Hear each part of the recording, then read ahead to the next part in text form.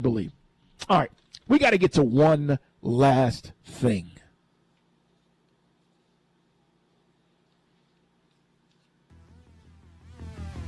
Want to thank Ray Jarvis on the board and producing the show, AP on the updates. Zach Gelb's coming up. Ray, that's right? Zach, Sunday Morning Football? Absolutely. All right, man, looking forward to that. Looking forward to hearing him talk about all these games and where he's at. I'll say this. Kyler Murray, it's over. Arizona's starting Jacoby Brissett, but more importantly, they put Kyler Murray on the IR. He's not a franchise quarterback. You know me. Run around, escape, run around, spin, run around, throw the ball 60 yards. What a play by Kyler Murray. He's 0-1 in the playoffs. It was a wild card game. He threw for 137 yards. He's 0-1 since being a starter in the playoffs. He's 38-48 as a starter since his rookie season in 2019. By the way, in that playoff game, he threw 2 interceptions. What I'm telling you is they are going to move on from Kyler Murray when this season is over. And by the way, if they could trade him, it'd save him $35 million. But what's his market? I don't think anybody's trading for Kyler Murray. It's going to be one of the stories we continue to watch. As I like to say, developing story. Stay right there. Zach Gelb's on the way. Thanks for listening, everybody. Get at me next week, because I'll certainly get at you right here on the Infinity Sports Network. Put 'em up!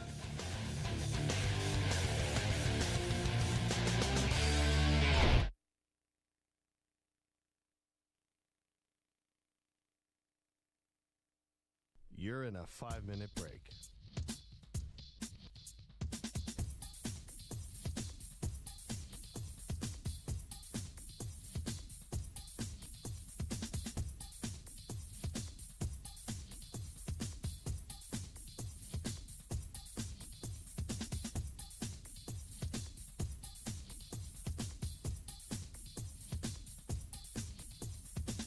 Four minutes, 30 seconds remaining.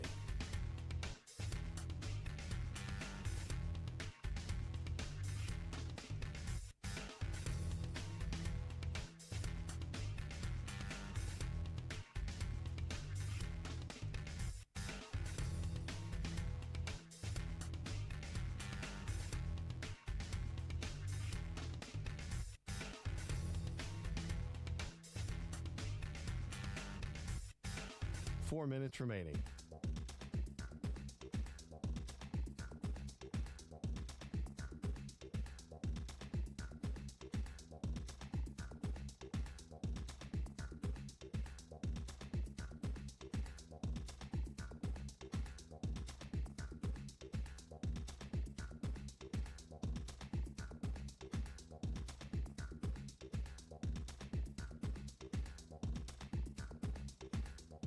Three minutes, 30 seconds remaining.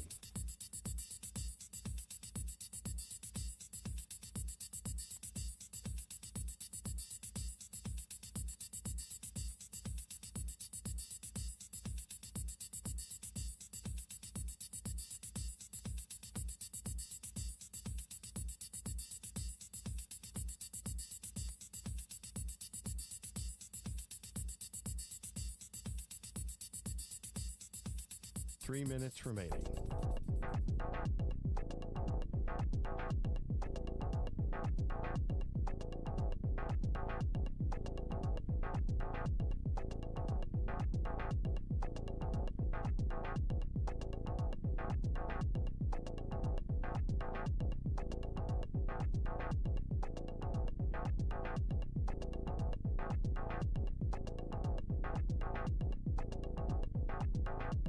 Two minutes, 30 seconds remaining.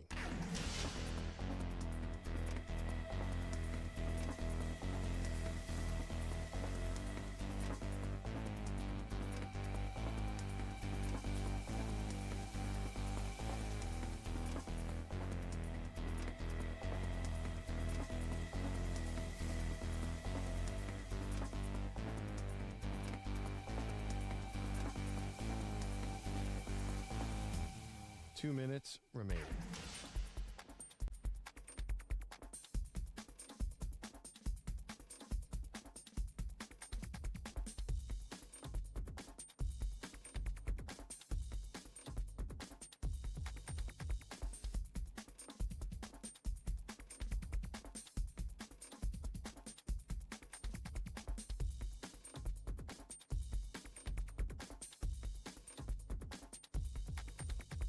1 minute, 30 seconds remaining.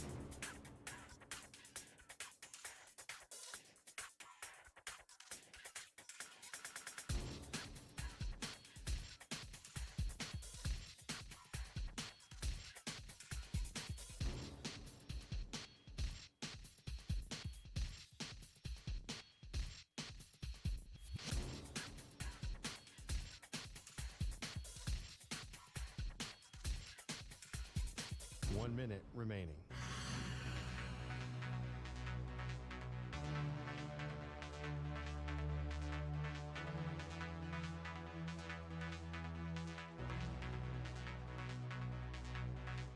Forty-five seconds remaining.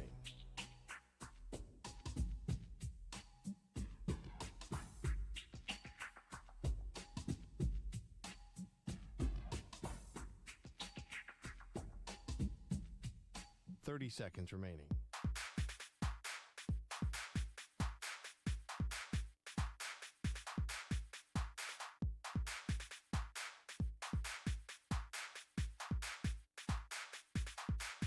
Fifteen seconds.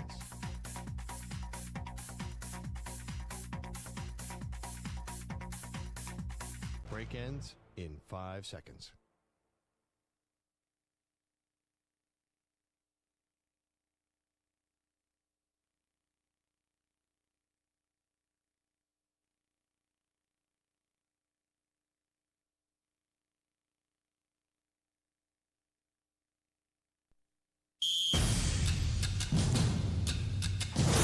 Biggest plays the day before in college football. Genty, his first touch. And typical Ashton Genty. Look at him go! You can't bring him down! To getting you ready for all the mayhem that comes your way every NFL Sunday. It's intercepted at the 40. And picked off by Eugene, who comes to the near side, the 30. Got it back at the 20, breaks the tackle, the 10, the 5, to the pylon. Touchdown! This is Sunday Morning Football.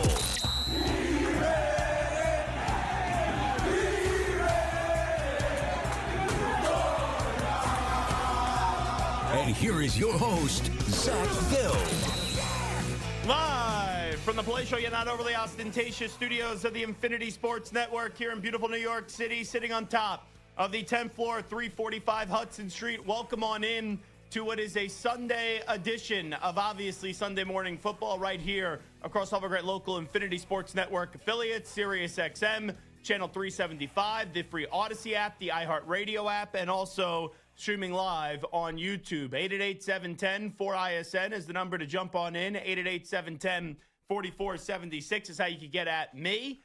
Should I sound like Carl Dukes? Because then if you don't, I'll certainly get at you. But you could always find me on Twitter and Instagram. Oh, put them up at Zach Gelb, ZACHGELB. Or you can get at me on TikTok at The Zach Gelb Show. If you're new to this program, where the heck have you been? If you're a returning customer, thanks so much. You know the dealio by now, as the first hour of the show is all things college football. Recap the day that was yesterday. And then once we do get to 11 a.m. Eastern time here on the East Coast, we will go to all things NFL. Alec Pierce actually just caught a touchdown.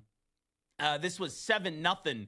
Atlanta up early, up against the Indianapolis Colts. Now it's going to be 7-6 pending the extra point. For some reason, they just said it was 7-0 on the screen. And now they say it's 12-7. So I think they're having a scoreboard malfunction, at least. Oh, it is 12-7? Are you serious? Oh, well, that's interesting. It just said 7-0. And now it says 12-7. So now it is 13-7. But how about that? That literally said 7-0 a moment ago. And I just turned on the game here in our studio. So a lot of points right out of the gate with 5:19 remaining in this first quarter. And now it's 13-7 in favor of the Indianapolis Colts. So let's just tell you how quickly we got there. This game is in Berlin. You sometimes forget that these games are even on when they're on this early in the morning. But this is the NFL, obviously. Jonathan Taylor had a rushing touchdown.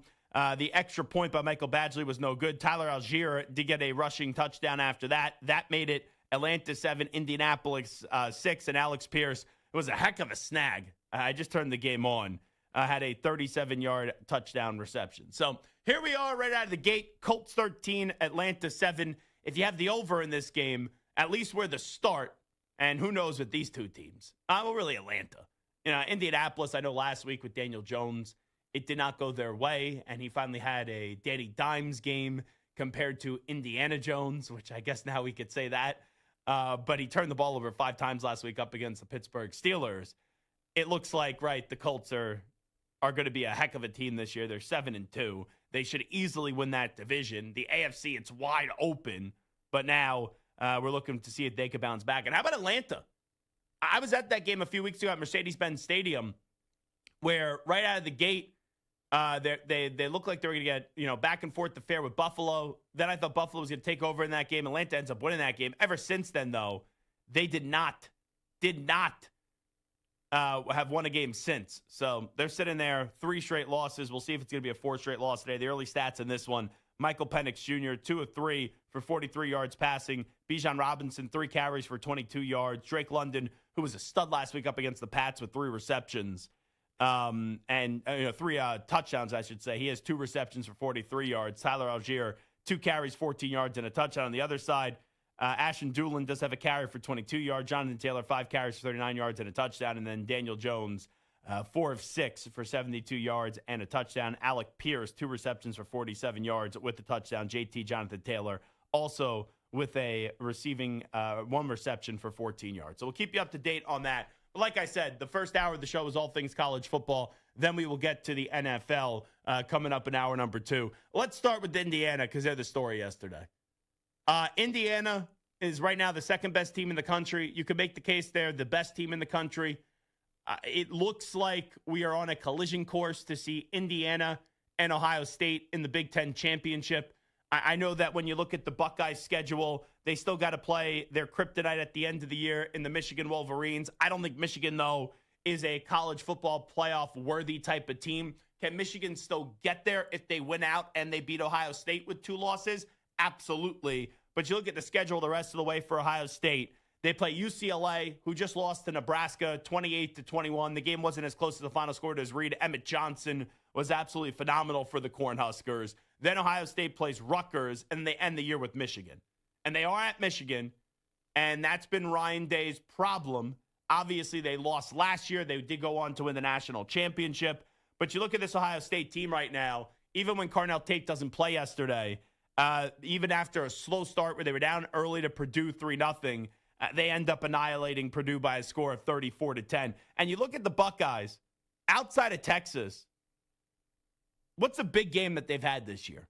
Grambling, Ohio, Washington, Minnesota. If you want to say Illinois, I don't really believe that's the case. Wisconsin, Penn State, and Purdue. So their last test is going to really be Michigan. And I think that's more mental than physical with the Buckeyes. But with that being said, assuming they get through that unscathed, which I do think they will. Even as someone that likes Michigan football, I do think Ohio State's beating Michigan this year. But then the fun Big Ten championship game, which both those teams are going to be in the college football playoff either way, but that's going to be the really good part here because that's going to be an enormous game, and we're going to find out who the best team is in the country. And I know if you're an SEC football fan, right, you go make a case that maybe you think it's Alabama, who's the best team in the country. Alabama, it wasn't pretty, but Garrett Nussmeier gets benched with LSU. Ty Simpson looks unbelievable.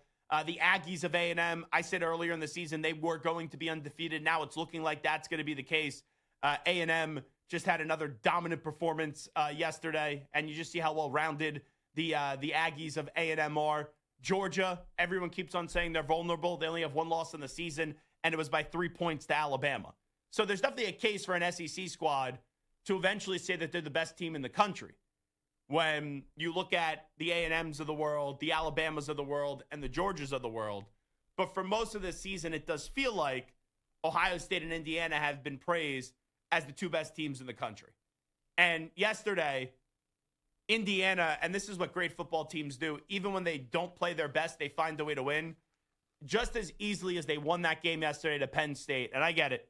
Penn State is not in a good spot this year. It's not a game where if you're an Indiana football fan, right, you're like, oh, this definitely means that we're a great team. But I do believe when you don't play your best and you still find a way to win, It just shows how great of a team you can be.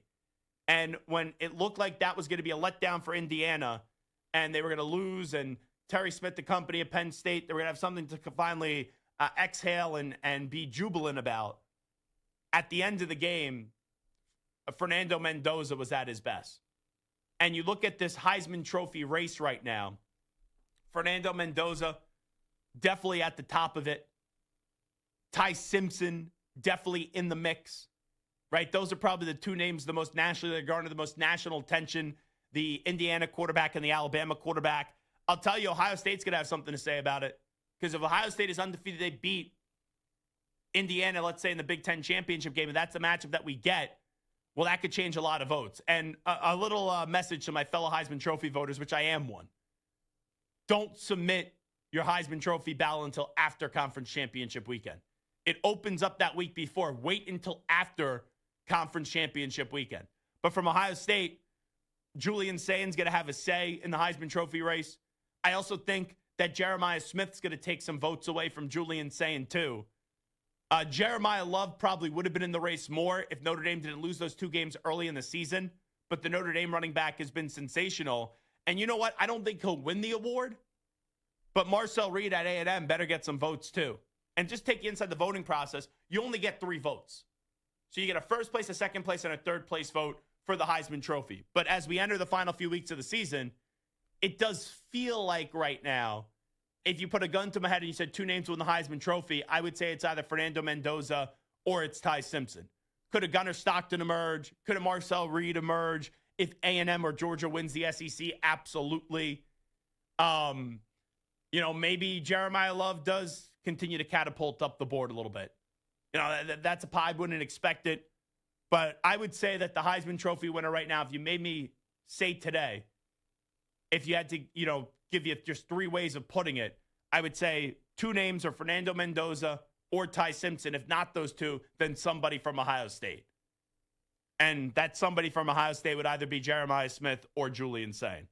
But the way that Indiana came back yesterday and that final drive, I think it was a 2nd and 17 conversion, then the catch down the left sideline, and then you were looking to see if Mendoza could put the ball in the end zone. And let's listen up to the Hoosiers Radio Network, because you could talk about the play of the year in college football, right? And usually when you say that, and if we made that a topic, like what's the play of the year, 888-710-4ISN, 888-710-4476, certain fan bases would say different things. But in terms of the national moment, and this could change in the next 3 or 4 weeks, there is not a national moment this year in college football that is going to beat out this Fernando Mendoza touchdown pass, which it was a heck of a throw, but it was an even better catch by Omar Cooper Jr.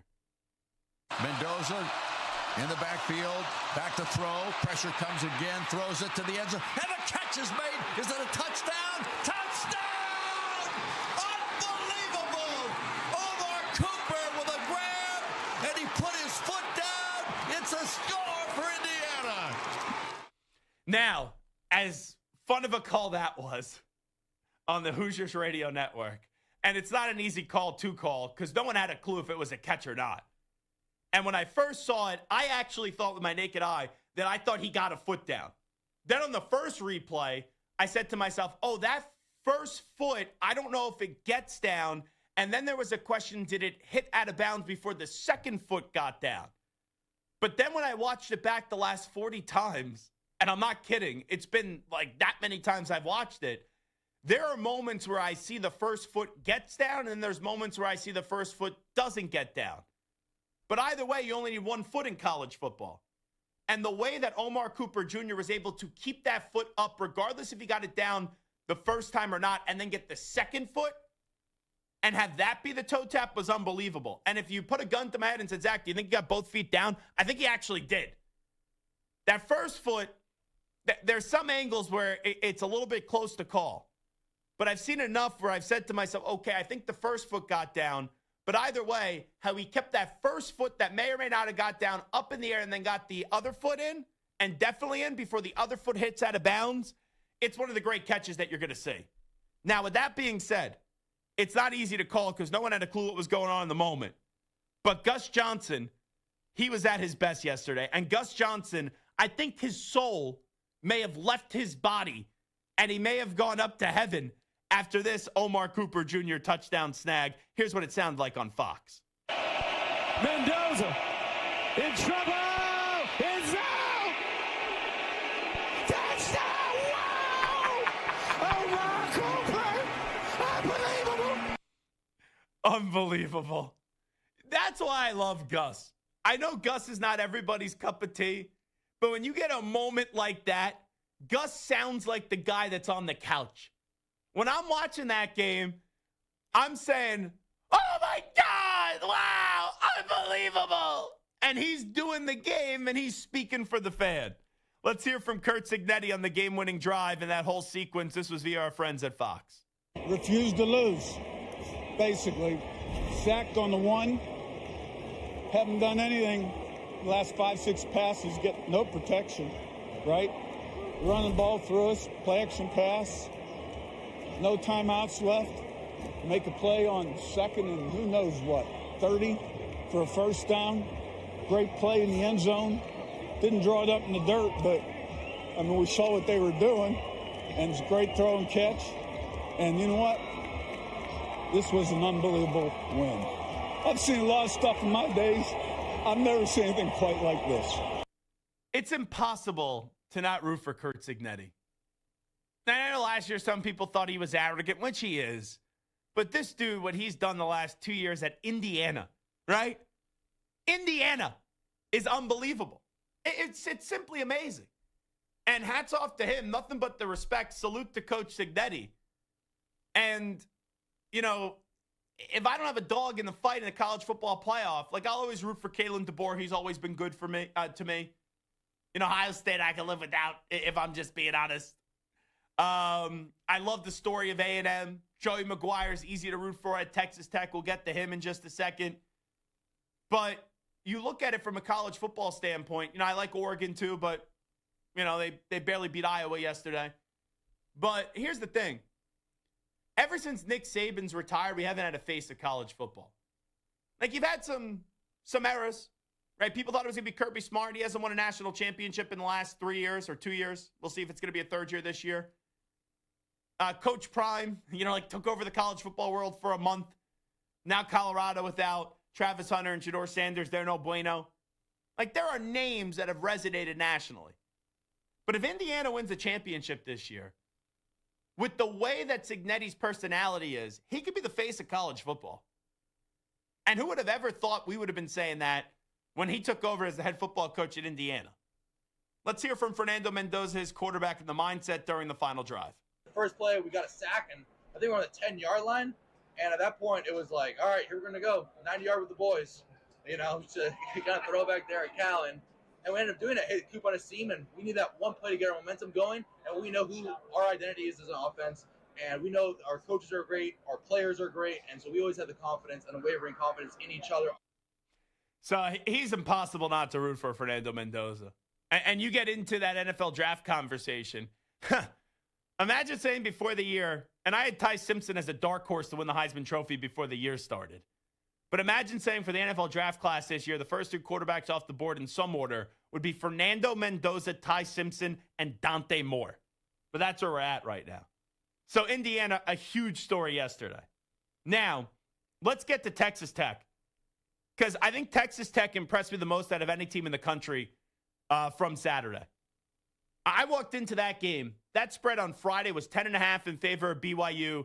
At kickoff, or in favor of Texas Tech, excuse me. At kickoff, it was 13.5 in favor of the Red Raiders. And I said to myself, I don't care how it plays out. Usually Vegas gets these things right. But how BYU was undefeated entering this game, and at kickoff they were a 13.5-point underdog, is one of the most disrespectful spreads I've ever seen. But BYU was sloppy. They couldn't punt the football. They couldn't catch the football when the ball was punted to them. Their receivers dropped wide open catches, which should have been wide open catches. And Bear Bachmeier was running for his life all day yesterday. You know, that was a terrible performance by BYU. And on the other side, Baron Morton is healthy now. Cameron Dickey had a really good game on the ground. But the story is the defense. This kid, Jacob Rodriguez, is one of the best stories in college football. He was a quarterback at Virginia. At Virginia, folks. leaves, hits the transfer portal, and then walks on to the Texas Tech football team a few years ago, is sleeping on the floor of his brother's apartment to afford to go to school at Texas Tech, eventually gets rewarded with the scholarship, and now he's one of the best players in the country. And I don't think he'll win the Heisman Trophy, but there's going to be a big push for Jacob Rodriguez, who was at one point an offensive player / quarterback at Virginia, then a walk-on at Texas Tech, and now is one of the best defensive players in the country as a linebacker. And yesterday, he had 14 tackles, a tackle for loss, an interception, and a fumble recovery. This dude is just sick. Let's listen up. This was Texas Tech's Jacob Rodriguez's interception. This is how it sounded on ABC. Moving around fast as a family. I said, do you have a home here maybe? And that defense getting after Bachmeier, who escapes and throws an interception. Picked off by Rodriguez, and J-Rod, as they call him, trying to make him a Heisman candidate around here. Makes a big play. The first takeaway by this defense today. And then let's hear from Joey McGuire and his defense's performance. I told the defense, I said, guys, if we'll go take 3 turnovers, go take it. Not what the offense does, but in the turnover margin, but what we do as a defense, and we stop the run, we'll win the game. And they came out and they did it at a high level. I was really proud of our guys. And as great as Jacob Rodriguez has been, and he's been the national story, they have a kid that's going to be a first-round pick on that team. He's definitely going to be a top 20 pick in David Bailey. He's 11 and a half sacks on the season, David Bailey. So this Texas Tech team, they made a huge statement, and they are now clearly the favorites in the Big 12. And I think the winner of the national championship this year is either going to be the SEC or from the Big 10. I think those are the only 2 conferences that can win a national championship. If you want to say maybe Notre Dame's in the mix, okay, that's fine. They're an independent.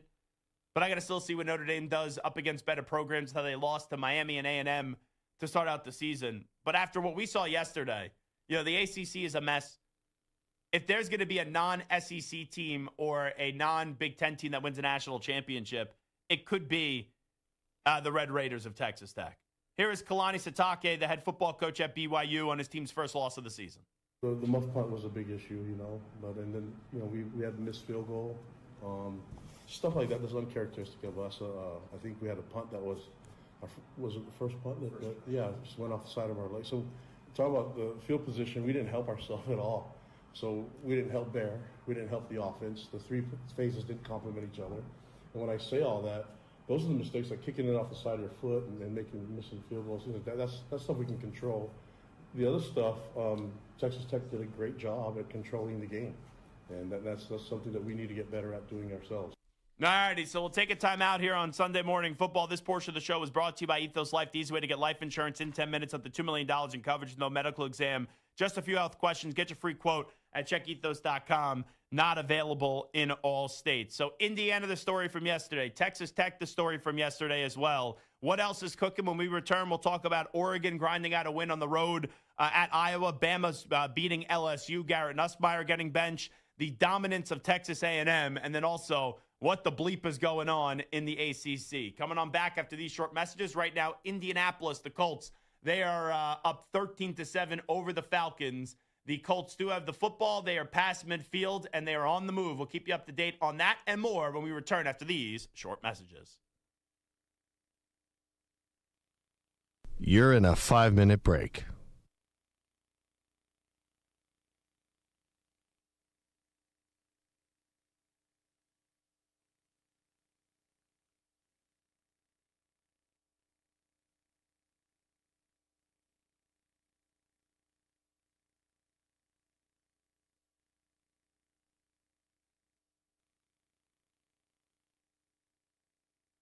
Four minutes, 30 seconds remaining.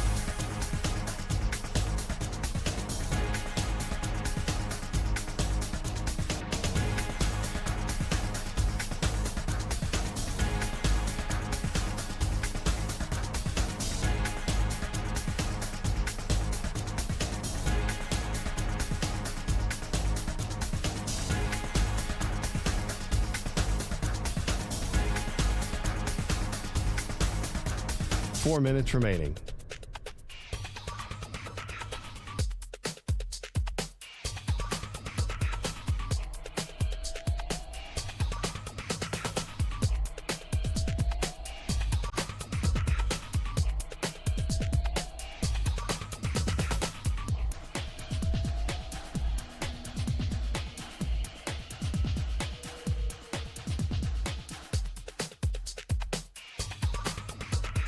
3 minutes, 30 seconds remaining.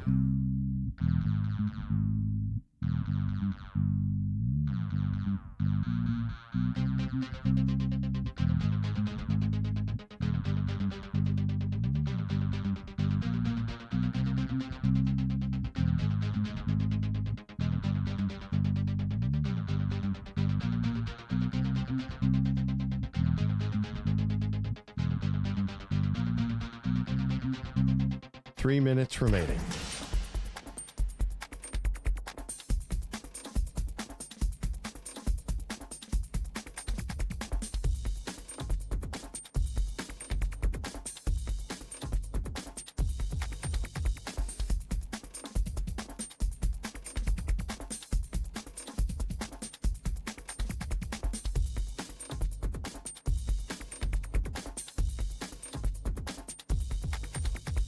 Two minutes, 30 seconds remaining.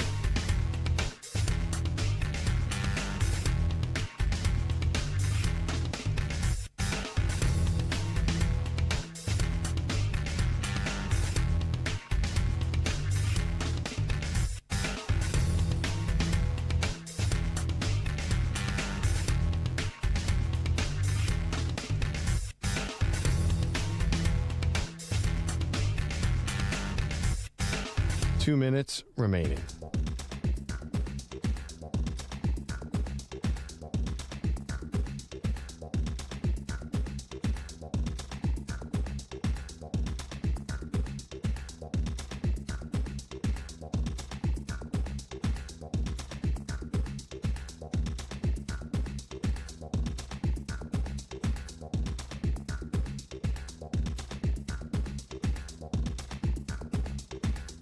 One minute, 30 seconds remaining.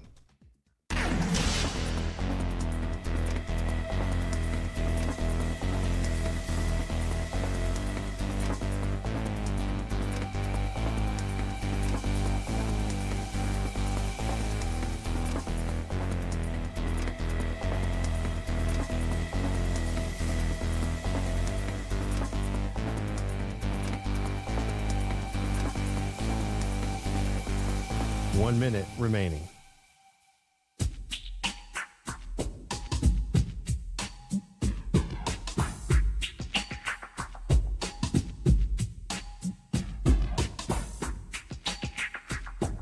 .45 seconds remaining.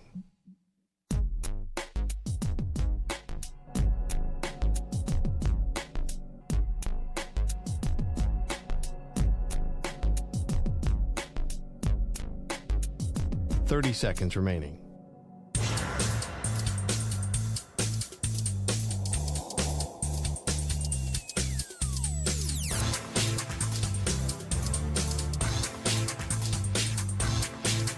.15 seconds.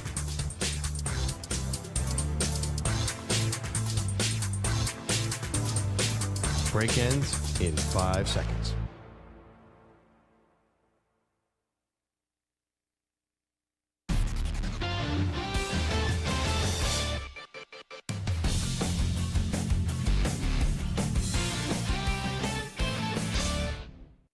From the biggest plays the day before in college football to getting you ready for all the mayhem that comes your way every NFL Sunday. You're listening to Sunday Morning Football with Zach Gelb. You know, I love the SEC, but sometimes you just can't reason with SEC fans. There's this guy, Christian, who tweets me all year long about the SEC because before the start of the season, I said to myself, the Big Ten, if they want to, could claim that they're the best conference in college football because of the fact that they've won the last 2 national championships. I never said the Big Ten was better than the SEC, but the SEC and the Big Ten are the 2 big boys in college football. But it's never good enough for some SEC fans. You know, I like this guy, Christian. But all year long, this guy basically makes it out that I'm like the critic of the SEC. Can I tell you who my national championship pick was before the start of the season? Do you want to know? Who's the one team I placed money on to win the national championship before the season started? Alabama. All right? I love Kalen DeBoer. Georgia Everyone keeps on saying they're vulnerable. I keep on telling you they could win a national championship. And, oh, yeah, by the way, who was the dummy talk show host that had Marcel Reed on back in September and told you there's a chance that A&M could be undefeated this year? Me. Who told you last week that there's a chance Texas is potentially going to be in the college football playoff? Me. Now, I think they'll lose one of their next three, to be clear. But I do think the committee's going to try to do everything in their power to get Texas into a 12-team college football playoff, even if they're at 3 losses. Also, who was the one national bloviating jackass of a talk show host that last week told you there's going to be 5 SEC teams in the playoff at the end of the year? So if you're going to say, hey, Zach, you hate the SEC, go shove it. All right? Because to say that I hate the SEC is ludicrous. Ludicrous. But you praise in Indiana. And I don't even like praising Ohio State. You praise in Ohio State. And it's like, oh, you said all these things about the SEC. Nonsense. It's like some of you SEC fans are insufferable morons. And I'm not saying you're a moron, Christian, to be clear. I actually like Christian. But he's been obnoxious. I could like you and you could be obnoxious. But come on. All year long, I've been saying, I want to see the best from the SEC, the best from the Big Ten in the national championship game. There are more teams that I think could win it all in the SEC than the Big Ten. But there are college football teams that exist outside of the SEC. You could praise teams like Texas Tech. You could praise teams like Notre Dame. You could praise teams like Ohio State. You could praise teams like Indiana. And still have a love for the SEC. Who put this thing together? Me. That's who. What was that? No, go ahead. No, you can get on the mic, Ray. What were you trying to do there? No, we got to let them know that you said it. Who put it together? You did. Gotcha. Stick together. Me. That's who. That's a good addition there. At first, it sounded like that was like my ringtone when I was 13 years old, where it was muffled and I couldn't understand what was going, but I needed to play something to make me seem cool. Anyway, let's continue to have fun with college football. This is why we love college football the most. It's because of the passion, it's because of the energy, and it's because of even the zany takes that Christian has. Where you like to create this narrative that I am something that I'm not. Like, the funniest thing, I can't stand Penn State. I had an Urban Meyer report 2 weeks ago that Urban Meyer met with Penn State officials, right? Had conversations with Penn State officials. He was interested in the job. And ultimately, why those talks did break down was because of Urban Meyer's answers because of NIL. You now have Ohio State sycophants, right? Because Urban fired back, because Urban was sensitive that that information got out there. And he keeps on denying it, keeps on talking about it. Where I know it is a factual story that I had. And I have a good track record on this stuff. But I find it so funny how Ohio State fans are like, oh, well, this Zach Gelb guy is just a Penn State fan. I call Penn State Participation State University. There is no national talk show host that slams Penn State more than me. More than me. But that's college football fans. People just assume. And when you assume, you make an ass out of you and me. That's what you do. But yes, I'm talking to SEC fans. I could praise other schools, and it doesn't mean that I'm dissing the SEC. Let's get to Oregon. Hey, they didn't have Moore yesterday, the wide receiver who's phenomenal. We'll see when he's going to come back this season. But you're in a crappy weather game, in the rain, at Iowa, not easy to play. I never thought that Oregon was ever going to lose the game, but there were moments when that game was playing out, especially at the end of the game, where I don't know what Iowa was doing. Right? On third down, they get stuffed. Then on fourth down, they almost ran out of time on the play clock, and then the quarterback runs it into the end zone. And then on the 2-point conversion, it was no good, but for a moment you thought that he slid in. When that 2-point conversion didn't hit, I'm thinking to myself, all righty, Oregon's going to go down the field. The question is, can they just hit the field goal? And let's listen up. This was the Oregon game-winning field goal attempt. This was from 39 yards out with a few seconds left. This is on the Ducks Radio Network. Ferguson Reynolds says snap it. Does. Places it. Kick is on the way up. It's long enough. It looks. Go! Atticus Sambington has given Oregon the lead. And the Ducks are 3 seconds away from escaping Iowa with a hard fought-for victory here tonight at Kinnick Stadium. So there you go. Oregon does survive up against Iowa. Dan Lanning says he was nervous for the game-winning field goal. If you want the truth, I was pretty nervous. Yeah, I mean, I'm nervous for him because it shouldn't come down to that moment for Atticus, and that guy's going to feel an unbelievable amount of pressure however that goes, but I'm really proud that he's able to handle a moment like that. And you look at the Ducks, I still think the Ducks have to prove something. Like, they're going to get into the college football playoff. They just got to be 2 losses or fewer. I think they will be. They finished the season with Minnesota, USC, and Washington. Washington just lost yesterday to Wisconsin, where, by the way, this may be that Washington loss to Wisconsin may be the most embarrassing loss of the season. It's not the fact that Washington lost to Wisconsin. It just announced they were bringing back Luke Fickell. But here was the Wisconsin passing numbers. Wisconsin won a football game yesterday where they were 6 of 18 passing the football for 48 yards. 6 of 18 for 48 yards, and you had 4 different people throw a football yesterday for Wisconsin. And the Badgers somehow won that game. So do I think Oregon will beat Washington? Yes, I do. But you look at the Oregon schedule, in addition to that, they still have to play USC. I'm not a big believer in USC, and they played Minnesota before that. So could they drop one? Yes. Are they going to drop all, 2? I do not think they're going to drop 2. So Oregon's going to be in the college football playoff. And once again, this happens to everyone in a college football season where you win a game where you probably shouldn't win a game. But you look at Oregon's schedule, they lost to Indiana. They were home for that. They beat Penn State at the time at Happy Valley. It's perceived to be a good win. But outside of that, there's nothing great on this Oregon schedule. And for Oregon, it's just about getting back to college football playoff. Last year, they were undefeated in their first year in the Big Ten. They won the Big Ten championship, and then coming off the bye with the 30-day layoff, they got annihilated by Ohio State, who eventually won it all. For Oregon, it's just getting back and then proving your worth once you are there. All righty, let's get to A&M. I don't know how A&M's going to finish their season, but I did say a few weeks ago that they were going to be undefeated in the regular season. I stand by that after they just stomped Missouri yesterday, 38-17. They play South Carolina, Samford, and then they're at Texas to end the year. A&M, they could be the most complete team in college football, right? Like Ohio State's another really complete team that probably gets the edge over A&M, if I'm just being honest. But what is the flaw with A&M? Marcel Reed is a stud. Whoever they plug in at running back, Moss has been hurt. Reuben Owens goes in, no problem whatsoever. 13 carries yesterday for 102 yards and 2 touchdowns.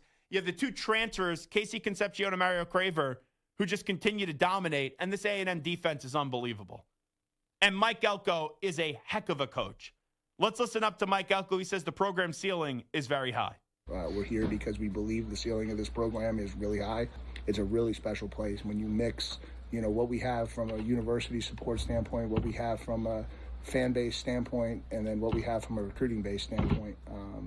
This is kind of what everyone has been talking about with this program for a long time. And this game was basically over, right? A&M was dominant to start, and then Mizzou, they put up some points. But when it got to 21-0, with the Casey Concepcion touchdown that did go for 48 yards, that's what I thought was the nail in the coffin. Let's listen up to Casey Concepcion's 48-yard receiving touchdown. Play action fake, receiver screen. Concepcion steps inside, and he gets away. He's gone. He's gone. What is he, Dave? He's gone. 48 yards at inside screen. Casey Concepcion takes it all the way to the house, and the Aggies, first possession, third quarter, up 20-0. So there you go. A&M continues their dominance in their quest to be undefeated in the regular season, and we're getting closer and closer to that. It seems like it's going to come down to the final game of the regular season a few weeks from now when they do play Texas at Austin. And then also, we talk about kind of distancing yourself from the pack right before the end of the half. Ty Simpson did find Ryan Williams. This was in Alabama-LSU, a game that we did see Garrett Nussmeier get benched. LSU falls to 5-4 on the season. We know a few weeks ago they fired Brian Kelly. Alabama after losing to Florida State to open up the season, they've now won 8 in a row. Let's hear the Ryan Williams 13-yard touchdown reception that really distanced Alabama from the Tigers of LSU. 33 seconds to go, and again, no timeouts left. Ty taking a lot of time, but gets the snap off. Looks, fires, catch, touchdown, Alabama.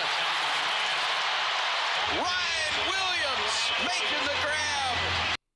And then finally, we get into the ACC. I have no clue how the ACC is going to play out. Georgia Tech, who lost 2 weeks ago, they're sitting there at 8-1.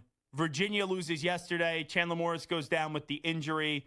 They fall to Wake Forest. They're now 8-2. And they did lose earlier in the season to NC State, but that was not considered a conference game because they scheduled it for 2 years, even though NC State's in the ACC. Pitt's getting hot. They have Notre Dame next week. Their young quarterback has been tremendous. Pitt has a tough schedule to end the season, but Pitt is sitting there at 7-2. SMU now back into the fold. They're sitting there at 7-3, 5-1 in conference play. Duke is 4-1 in conference play. Louisville, who fell last night, they're 4-2 in conference play. And Miami, who we thought was going to be in the conference championship game a few weeks ago, well, they've lost 2 conference games as of late, so they're 3-2. So trying to see who's going to emerge from the ACC. Your guess is as good as mine. If you made me pick today, I'm going to trust Haynes King and the Georgia Tech Yellow Jackets. All righty, we'll take a break here. Zach Gelb here with you on Sunday Morning Football. We had our first installment of the college football playoff bracket come on out on Tuesday. We'll have another rankings that will get revealed to us on Tuesday as well. What should we look for? What did happen in this last week that could make some teams be on the move in a good direction or be moving outside of the top 12? We'll get to that on the other side. Update time first. Here's Tony Pierno. Infinity Sports Network Sports Flash. All right, Zach, Progressive Commercial Insurance protects small businesses with affordable coverage options. Get a quote today at progressivecommercial.com. Right now in Berlin, the Colts lead the Falcons 13-7 in the second quarter. All the scoring coming in the opening frame. Daniel Jones with a 37-yard touchdown pass to Alec Pierce. Jonathan Taylor with a rushing score for Indianapolis. Meanwhile, Atlanta got its points from a Tyler Algier rushing touchdown. Last night in Tuscaloosa, number 4 Alabama was looking to keep the good times rolling against LSU. Looks, fires, catch, touchdown, Alabama. Ryan Williams making the grab. Hooray for Hollywood as Bama extends the lead to 16-3. Ty Simpson completed 21 of 35 passes for 277 yards and a touchdown as Alabama downed LSU 20-9 for their 8th straight win. Chris Stewart had the call from Learfield. Defense was the name of the game for the Crimson Tide as they prevented the Tigers from scoring a touchdown for the first time since the 2012 National Championship game. Elsewhere, top-ranked Ohio State cruised past Purdue 34-10. Second-ranked Indiana survived Penn State 27-24. Texas A&M got by Missouri 38-17 to remain undefeated. Georgia erased Mississippi State 41-21. Texas Tech knocked down BYU 29-7. In Iowa City, Oregon was looking to pull off a last-second victory against the Hawkeyes. Ferguson Reynolds says snap it. Does. Places it. Kick is on the way up. It's long enough. It looks. Go! Sambington has given Oregon the lead, and the Ducks are 3 seconds away from escaping Iowa with a hard-fought-for victory here tonight at Kinnick Stadium. And they did escape. 18-16 was the final score. Jerry Allen had the call from Learfield. Notre Dame beat Navy 49-10. Cal upset Louisville in overtime 29-26, and Vanderbilt outlasted Auburn in OT 45-38. NBA last night, De'Aaron Fox made his season debut, scored 24 points to help lift the Spurs over the Pelicans 126-119, and Nikola Jokic recorded his 6th triple-double of the year. Nuggets handled the Pacers 117-100. I'm Tony Pierno. The Infinity Sports Network is on your smart speaker. All you have to say is play Infinity Sports Network. That's it. Play Infinity Sports Network.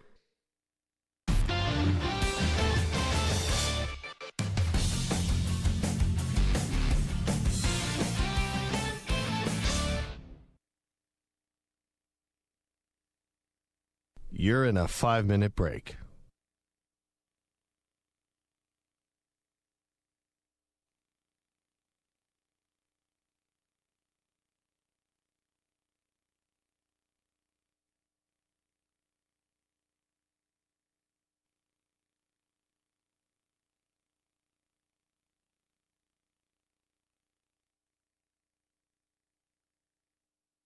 Four minutes, 30 seconds remaining.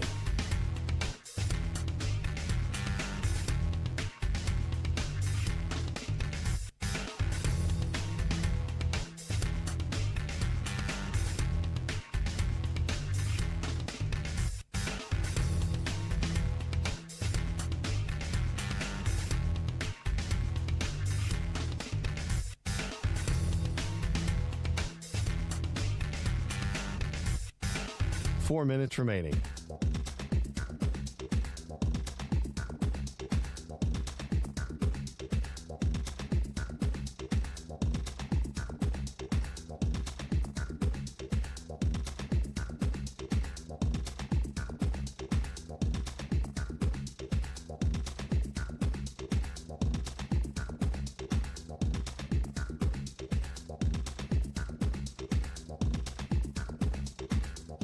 Three minutes, 30 seconds remaining.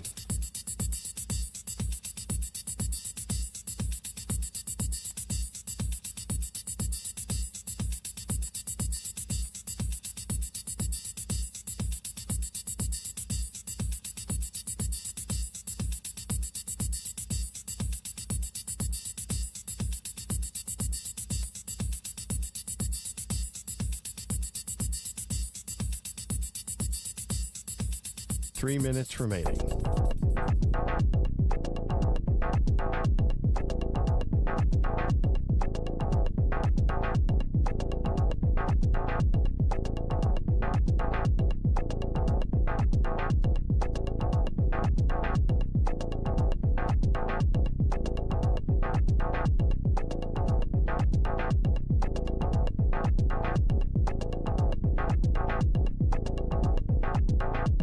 Two minutes, 30 seconds remaining.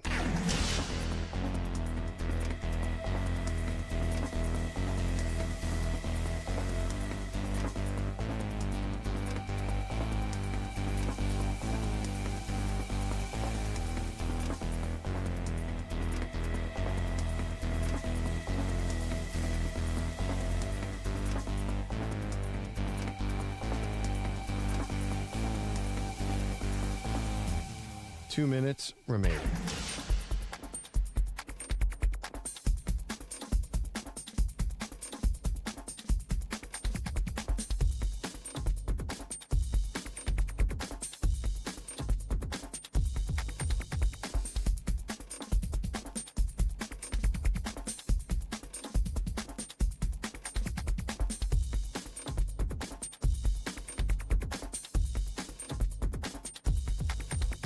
One minute, 30 seconds remaining.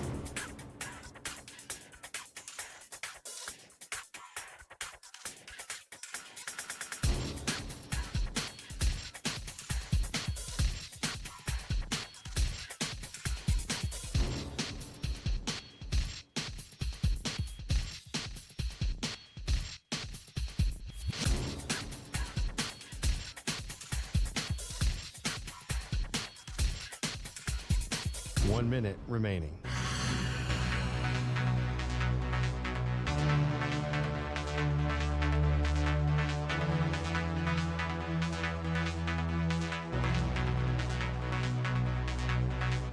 Forty-five seconds remaining.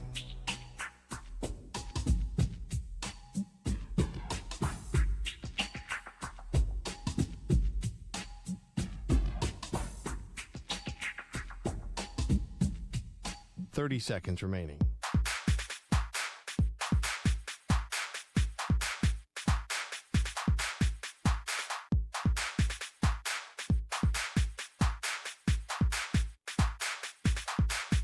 Fifteen seconds.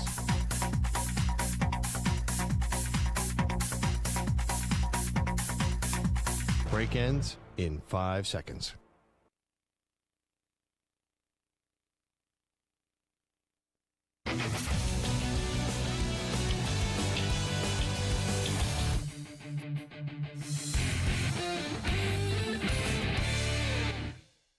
From the biggest plays the day before in college football to getting you ready for all the mayhem that comes your way every NFL Sunday. You're listening to Sunday Morning Football with Zach Gelb.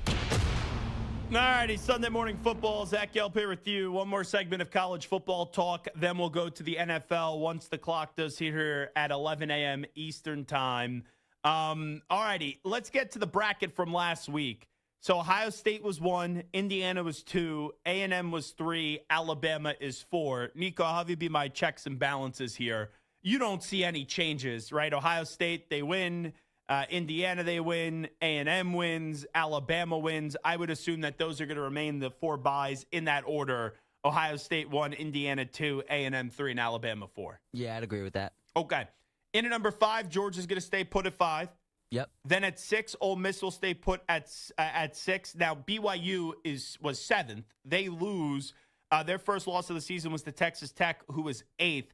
I'm going to say that BYU is now out of the top 12 altogether. Now, I know the rankings are different than the bracket because of some of the criteria where you need 4 Power 4 conference champions in on the bracket. You also need a G5 school. So could BYU still be ranked as a top 12 team and miss the bracket? Yes, but when I say that they're going to be out of the top 12, I'm meaning in terms of on the bracket, just to be clear. I do not think when the next installment of the college football playoff rankings come out on Tuesday, Nico, that BYU will be on the bracket. Let me say it that way. Yeah, that's a fair way to look at it. I agree, because like you said, they could be ranked even if it's 10, 11, 12, but like Texas and Oklahoma this past week were 11 and 12, but not in the actual bracket. So that means Texas Tech, I think, will move up to the 7th spot.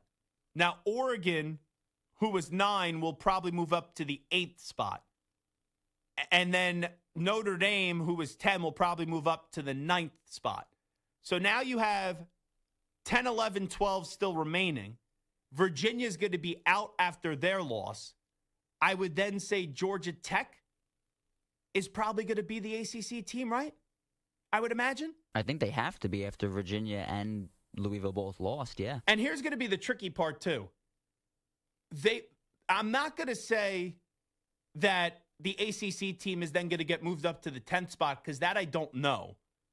Because last week, right, Virginia wasn't in the top 12 rankings, but they ended up being the 11th seed on the bracket. So there's a chance in all likelihood that the 10th seed, probably on Tuesday night when they announce this, and think about this, it's probably going to be Texas, right? Texas probably moves up into that 10th spot because Texas last week was the first team out. They were 11 in the rankings. But they didn't make it because you needed a spot for the G5 and you needed a spot for the ACC. So I'm going to say the committee moves Texas into the 10th spot, and then that will create spots 11 and 12 still open, right? You would probably agree with that. Yeah, I mean, after the first rankings, it's clear that the committee thinks that Texas is way better than Georgia Tech. They had them 7 or 6 spots higher. So with both teams being on the bye week, I don't know how that would magically change on Tuesday. So I'd have to assume that Texas will still be ahead of Georgia Tech. Now, for the big picture, it's amazing that Texas is even in this conversation with how awful Arch Manning looked in week 1 and then how they did lose to Florida. But they have Georgia, Arkansas, and A&M to end the season. What about Miami? Are they sneaking back in the back door? No. And the reason why I'm going to say no is because only one ACC team will get in, and Miami's sitting there at 7-2 on the season, and Georgia Tech is in at 8-1. And I even think a school like Pitt is going to be viewed better than Miami too. And Miami also lost to SMU. So I just don't think unless if Miami finds a way to get in the conference championship game, which at this rate, just right now in the standings for Miami, Georgia Tech, Virginia, Pitt, SMU, Duke, Louisville are all in front of Miami in just the ACC standings, not overall records, just ACC standings. So I just don't see how Miami moves up. So I'm going to say Texas will be the 10th. And then in terms of the 11th, that's when you probably see the ACC get in, and I would imagine it's Georgia Tech. And now let's also not forget Memphis, even though Memphis, the G5, none of the G5 schools were in the top 25. You have to get in the bracket, though. Memphis lost to Tulane, with Jake Retzloff on Friday night. And I actually think with the way that this is positioned, that North Texas is going to be the school that with Mestemaker and Eric Morris that is actually going to make the bracket come Tuesday. So that's how I see this all playing out. I'll make it easier for you as we just spoke through this. Follow me on Twitter, at Zach Gelb, ZACHGELB. I'll put that all in writing for you. Because let me tell you, when radio people do numbers, it never usually sounds good. Because if we were actually intelligent, we wouldn't be on the radio if it was things that we could usually do with math. Remember, I'm the same person that once said when Loyola Chicago was on their run in the NCAA tournament, rest in peace to Sister Jean. Someone asked me after one of their wins, what do you think they have a chance to win? I was doing late night radio at the time. I'm like, they have a 60-30 chance in the next game. And someone said, did you forget? And I was at 4:30 in the morning, to be fair. And they said, what about the other 10%? I said, that was for Sister Jean, of course. Wasn't one of my prouder moments. We'll take a break. When we come on back, we are going to all things NFL. 14-13, the Falcons have regained the lead up against the Colts. We get to the NFL portion of the show next.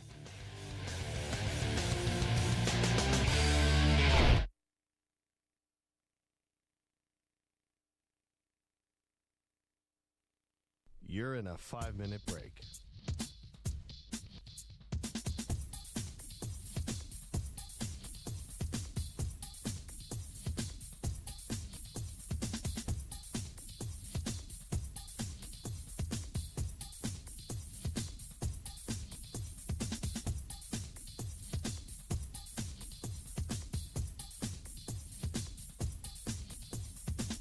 Four minutes, 30 seconds remaining.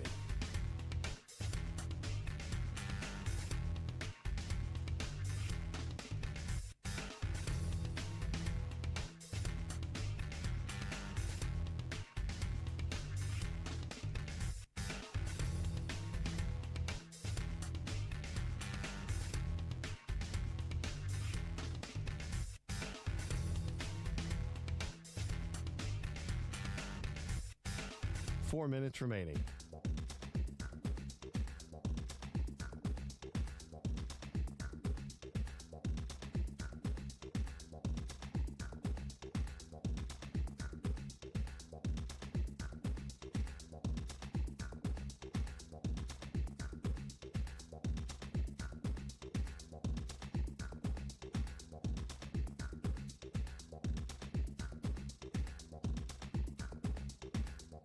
Three minutes, 30 seconds remaining.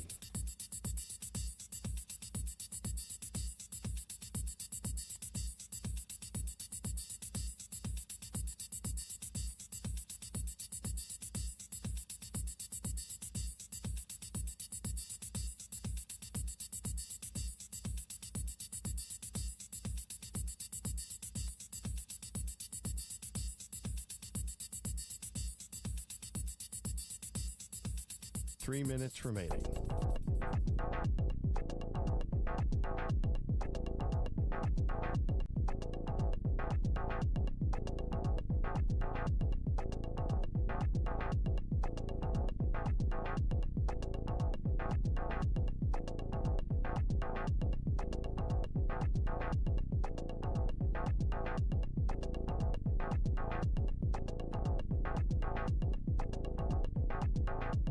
Two minutes, 30 seconds remaining.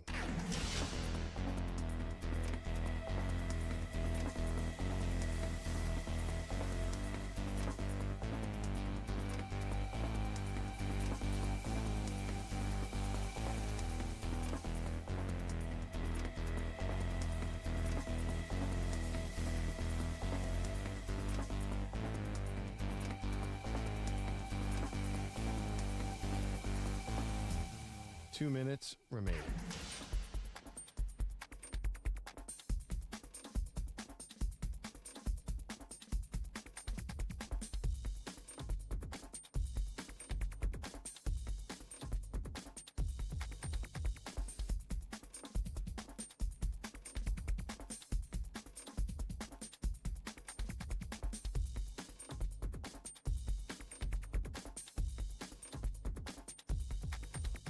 One minute, 30 seconds remaining.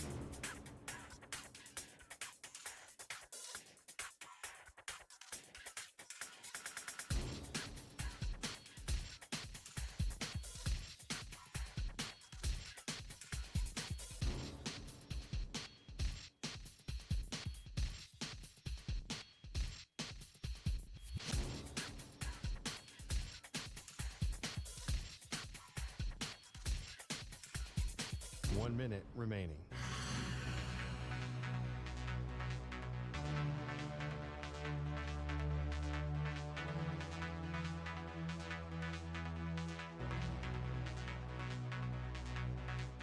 .45 seconds remaining.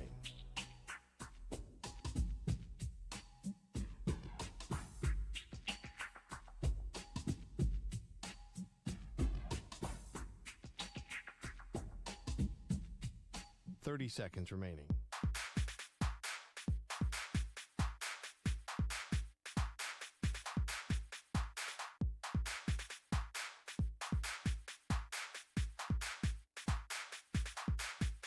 .15 seconds.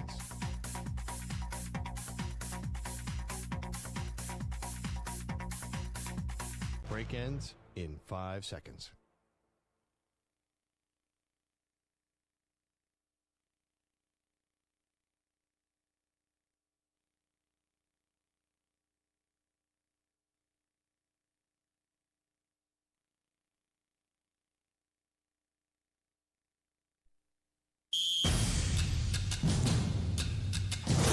Biggest plays the day before in college football. Genty, his first touch. And typical Ashton Genty. Look at him go! You can't bring him down! To getting you ready for all the mayhem that comes your way every NFL Sunday. It's intercepted at the 40 and picked off by DeGene, who comes to the near side, the 30. Got a block at the 20, breaks a tackle, the 10, the 5, to the pylon. Touchdown! This is Sunday Morning Football.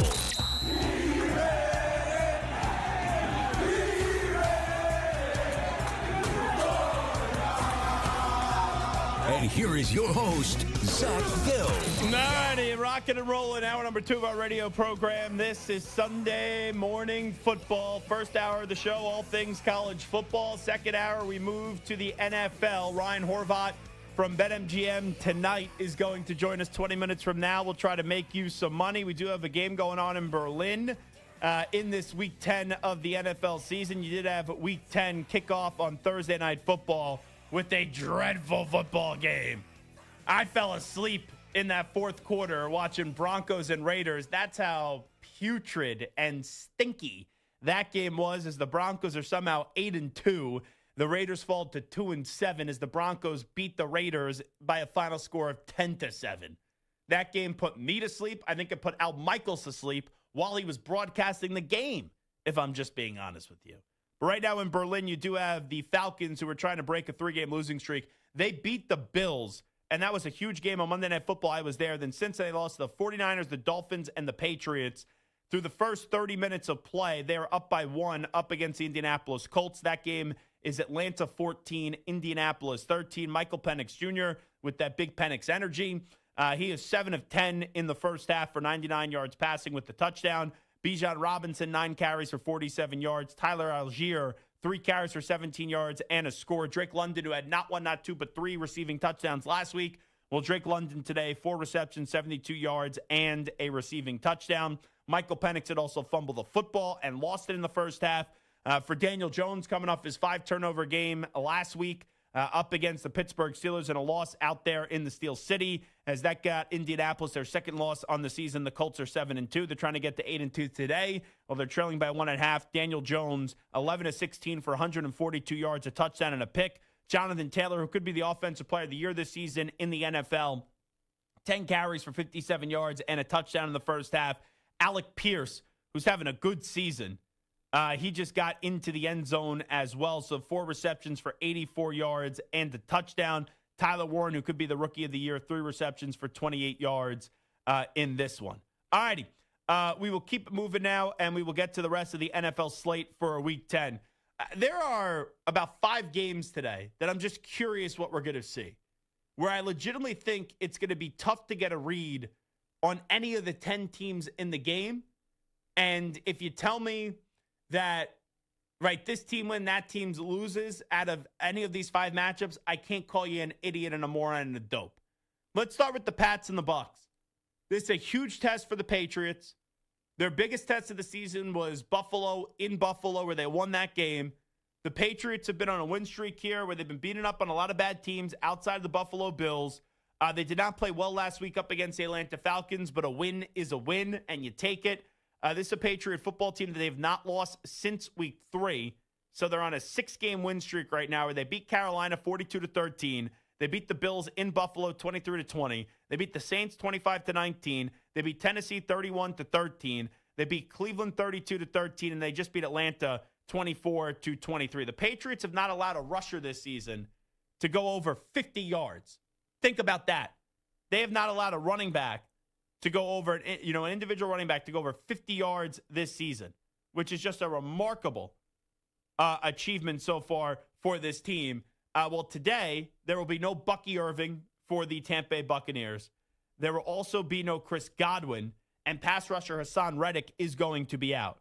Yeah, so heading into this game, I saw this from Adam Schefter this morning, against the Buccaneers. The Patriots have not allowed an opposing running back to reach 50 yards in a game this season. The only team to do so through the first 9 games of the season. They're the only team to do so in the first 9 games of the season since 1950. And they went up against Bijan Robinson last week. And you look at the opponents that the Patriots have played this year, just in terms of their running backs. Ashton Genty, Devon Achane. Then you do have Jalen Warren of the Steelers. Rico Dowdle, which was he? Yeah, it was more so Chuba Hubbard then. It was still Chuba Hubbard territory. He had 49 yards up against the Patriots. Then James Cook, Alvin Kamara, Tony Pollard. If you just go through the names that they did play this season. Then you look at the Cleveland Browns, and they have Quinshon Judkins and then Bijan Robinson. So they go on up against some talented backs. We'll see if the Buccaneers will be without Bucky Irving today once again, can break through on that. But Patriots and Bucs, for the Pats, this is a statement. Because if the Patriots win this game, they're going to be sitting there at 8-2. 8-2. And the Patriots schedule the rest of the way. They play the Jets on Thursday. Then they're at Cincinnati, who can't stop a nosebleed on the defensive side of the ball. Then they play the Giants. They get Buffalo one more time. Then they're at Baltimore. They're at the Jets. And they play the Dolphins. So if the Pats win today, they'll be sitting there at 8-2. They should beat the Jets. They should beat the Bengals. They should beat the Giants. Even if they lose to Buffalo and Baltimore, they should then beat the Jets again, and they beat Miami. So if they win today, you could be looking at a 13-win season for the Patriots. And maybe they drop one of those games with a young team, right, with a young quarterback. Drake May's playing really well, a defense that has just been all over the place in a good way with Mike Vrabel. So maybe they drop one of those games that I'm giving them as a victory. But Pats win today. This is probably a 12-win football team, bare minimum. But on the other side, Tampa Bay is a damn good team. And the NFC is loaded. You got the Eagles. You got the Lions. You got the Packers. You got Tampa Bay, who's in the fold with Baker Mayfield. And the West, that's the gauntlet with the Seahawks and the 49ers and also the Rams. But this is a Tampa Bay team that their 2 losses on the season are to the Lions and the Eagles. So we know that they're good. But the question is, can they be great? And they did beat the Seahawks this year. They did beat the 49ers. But the Patriots, whether you believe it or not, they're playing like they're one of the best teams in the AFC. And Tampa Bay could make, even though I think it's more of a statement game for the Patriots, but let's not gloss over the fact that there could also be a statement made today for the Tampa Bay Buccaneers, one of the better quarterbacks in football, in Baker Mayfield. And for Tampa, they now go through a 3-game stretch where they play New England today in South Florida. They then play at Buffalo with the Bills, and then they're at the Rams. Those are 3 tough games. You emerge out of those 3 games with 2 wins and 1 loss. That's a heck of a stretch for the Tampa Bay Buccaneers. The Patriots have some injuries today as well. Kayshon Boutte going to miss the game, and Ramondre Stevenson will miss the game as well, so expect a heavier workload for Travion Henderson. Rams and 49ers. This is a revenge spot for the Rams. Now, the Rams, they lost that Thursday night football game to the 49ers. The 49ers continue to be the walking wounded. How about what Mac Jones is doing, though? That team is banged up all over the place. I know Christian McCaffrey's having a heck of a season, and you could argue he's the best dual threat back that we have in the NFL. But Mac Jones is playing some solid football. And Kyle Shanahan, a lot of people do believe this, and his college best friend Chris Sims is the one that was really pushing this narrative. Years ago, when the 49ers traded up to get to that 3rd overall pick, a lot of people thought when they did that, they were trading up to go get Mac Jones. And people believed that eventually Kyle Shanahan was talked into taking Trey Lance. But Brock Purdy continues to be out, and Mac Jones keeps on playing. And even though you could say, oh, Mac isn't great, he keeps on winning. But I would anticipate today, especially with that Rams defense, and especially with the fact that they lost the first time, and it looks like Puka Nacua is going to be good to go today, that the Rams do get revenge. And how about Matthew Stafford right now? You know, at the end of his career, it's going to be fascinating because Matthew Stafford hasn't always got the most play nationally because he was in Detroit for all those years. But Matthew Stafford is a guy where his numbers are going to suggest, and I don't know if he'll get into the Hall of Fame, but he also won a Super Bowl now with the Rams. If he wins another one, he'll get in. But Matthew Stafford, when it's all said and done, and he could be in the final year to 3 years left of his career. But this is a guy that everyone was freaking out before the year, and I wasn't. Oh, the health of Matthew Stafford, the health of Matthew Stafford. Right now, he leads the league in passing touchdowns with 21. And he's at the age of 37. So could he go to he's 40? Yeah, it's a possibility. I think it's year to year with Matthew Stafford.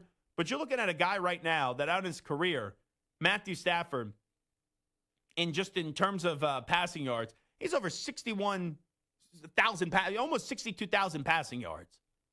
And he's 398 touchdowns, so 190 interceptions, and he has a Super Bowl. You know, that's a guy, the more and more it keeps on going, and him getting into a better spot with the Rams, he's playing himself into a Hall of Fame career, even though he's a two-time Pro Bowler. And one Pro Bowl was in 2014, and then one was in 2023. But you look at the all-time passing yard list, Matthew Stafford right now is 9th in passing yards. 9th. Now, in terms of, let me see if I can do this on the fly here.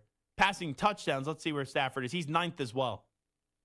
So here are the guys that are in front of Matthew Stafford for passing touchdowns. Tom Brady, the GOAT. Drew Brees, who's going to get in the Hall of Fame this year. Peyton Manning, who's already in. Aaron Rodgers, whenever he says it's done, he'll be a first ballot Hall of Famer. Brett Favre already in. Phillip Rivers, I think, will get in through time. Dan Marino, obviously, already in. Ben Roethlisberger will get in. And then you got Matthew Stafford as 9th. You know, Eli Manning, I know he has the 2 Super Bowl championships. He's 11th. Matt Ryan is 10th. And that's just passing touchdowns.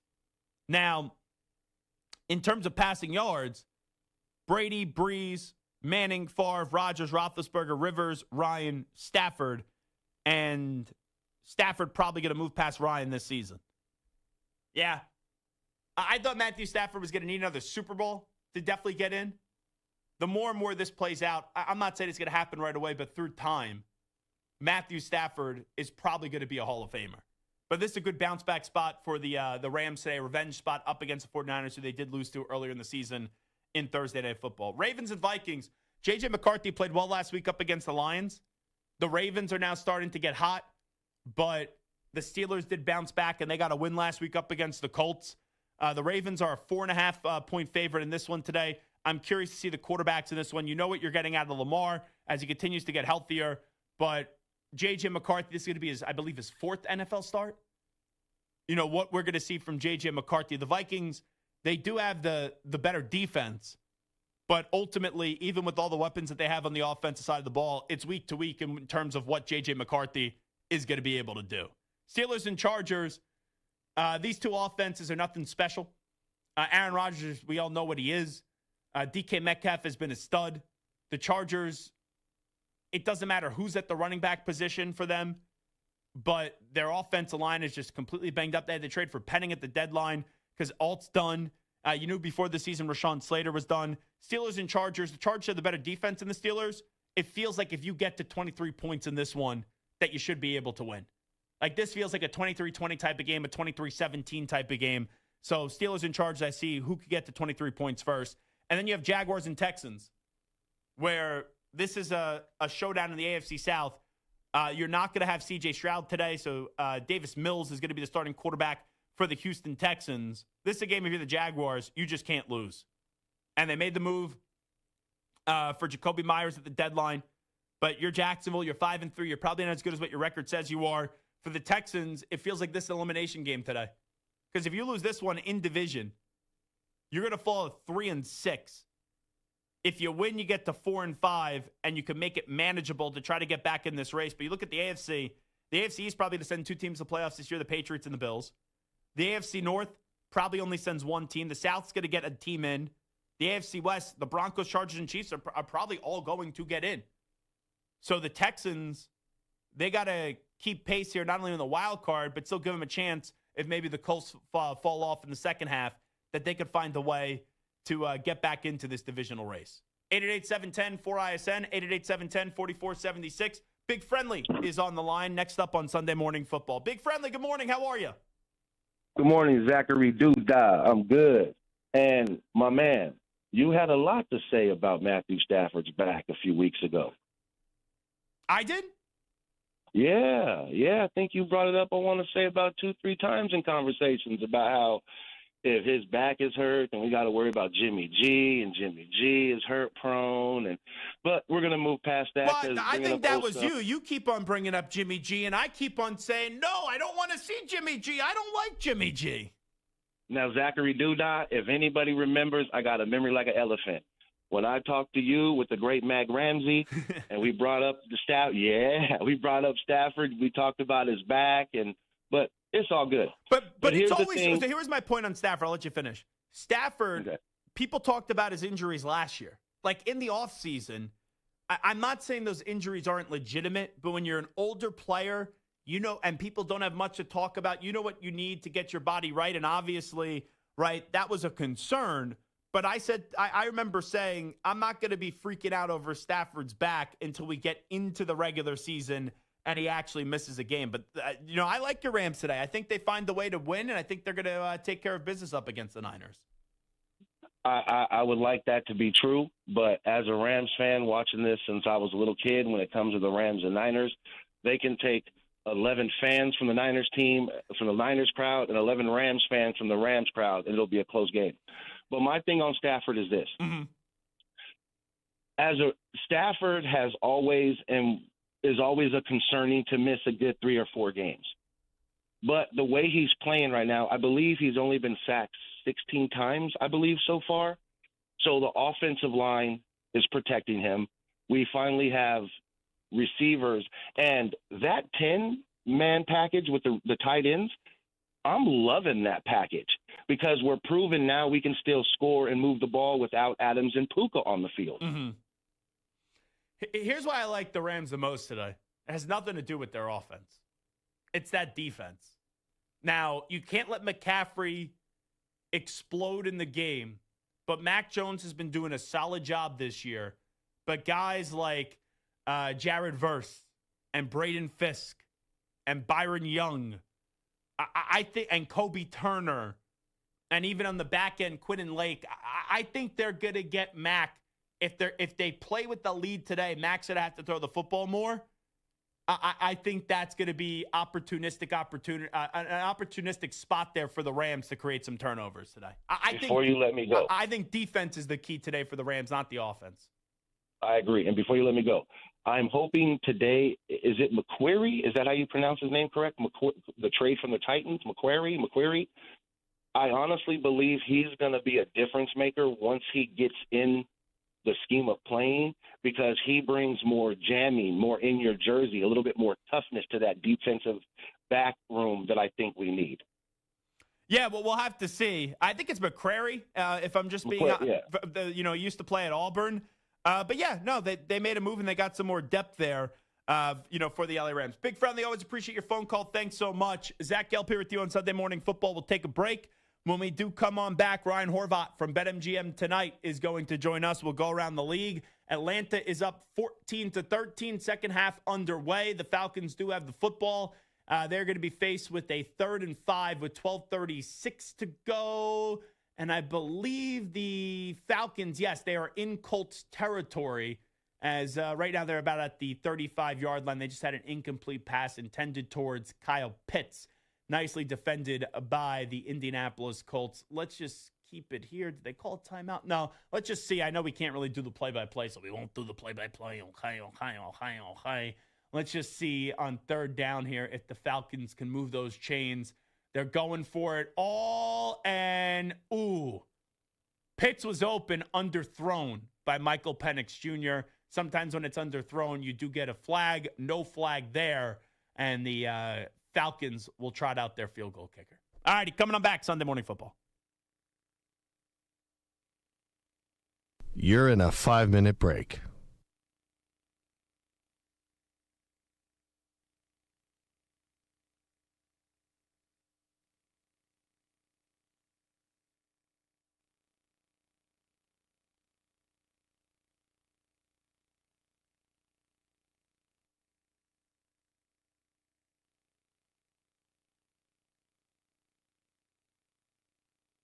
4 minutes, 30 seconds remaining.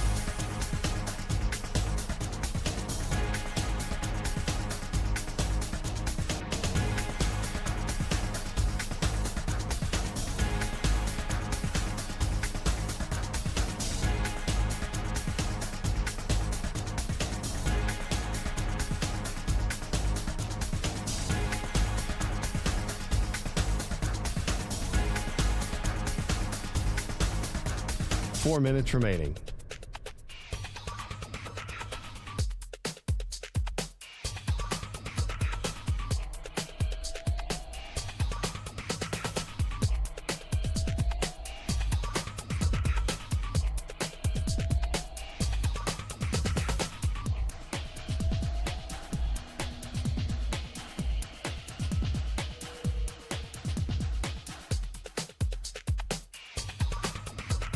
Three minutes, 30 seconds remaining.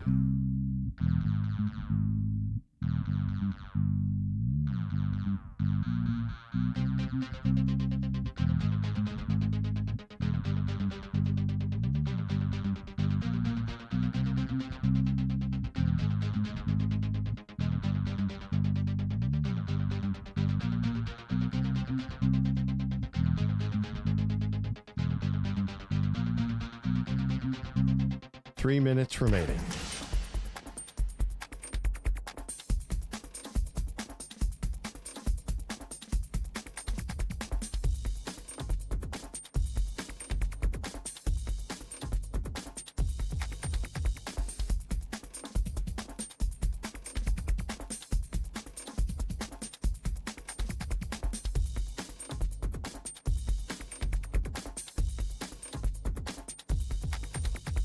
Two minutes, 30 seconds remaining.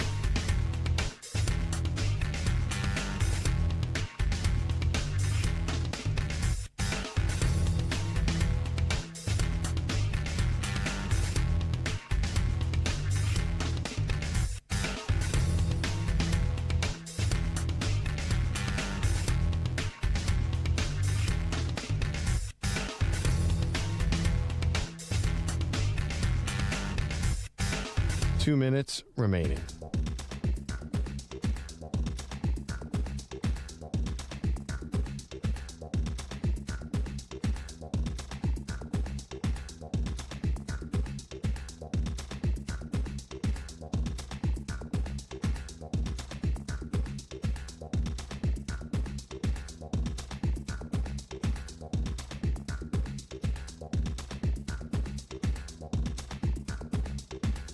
One minute, 30 seconds remaining.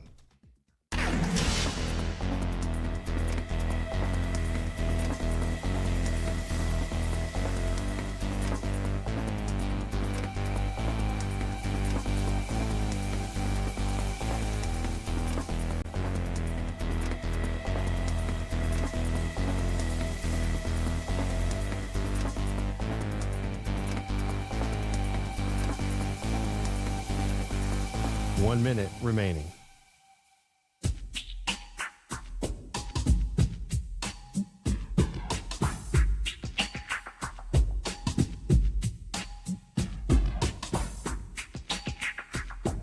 .45 seconds remaining.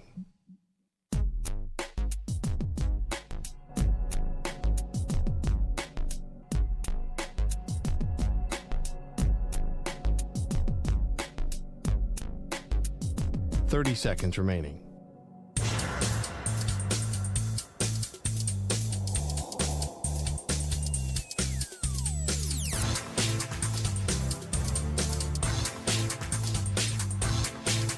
.15 seconds.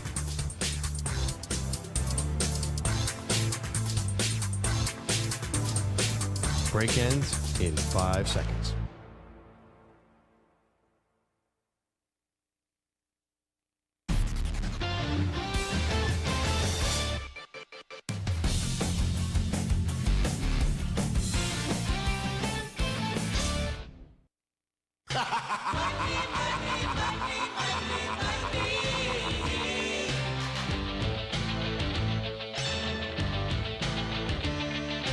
Everybody's got a price.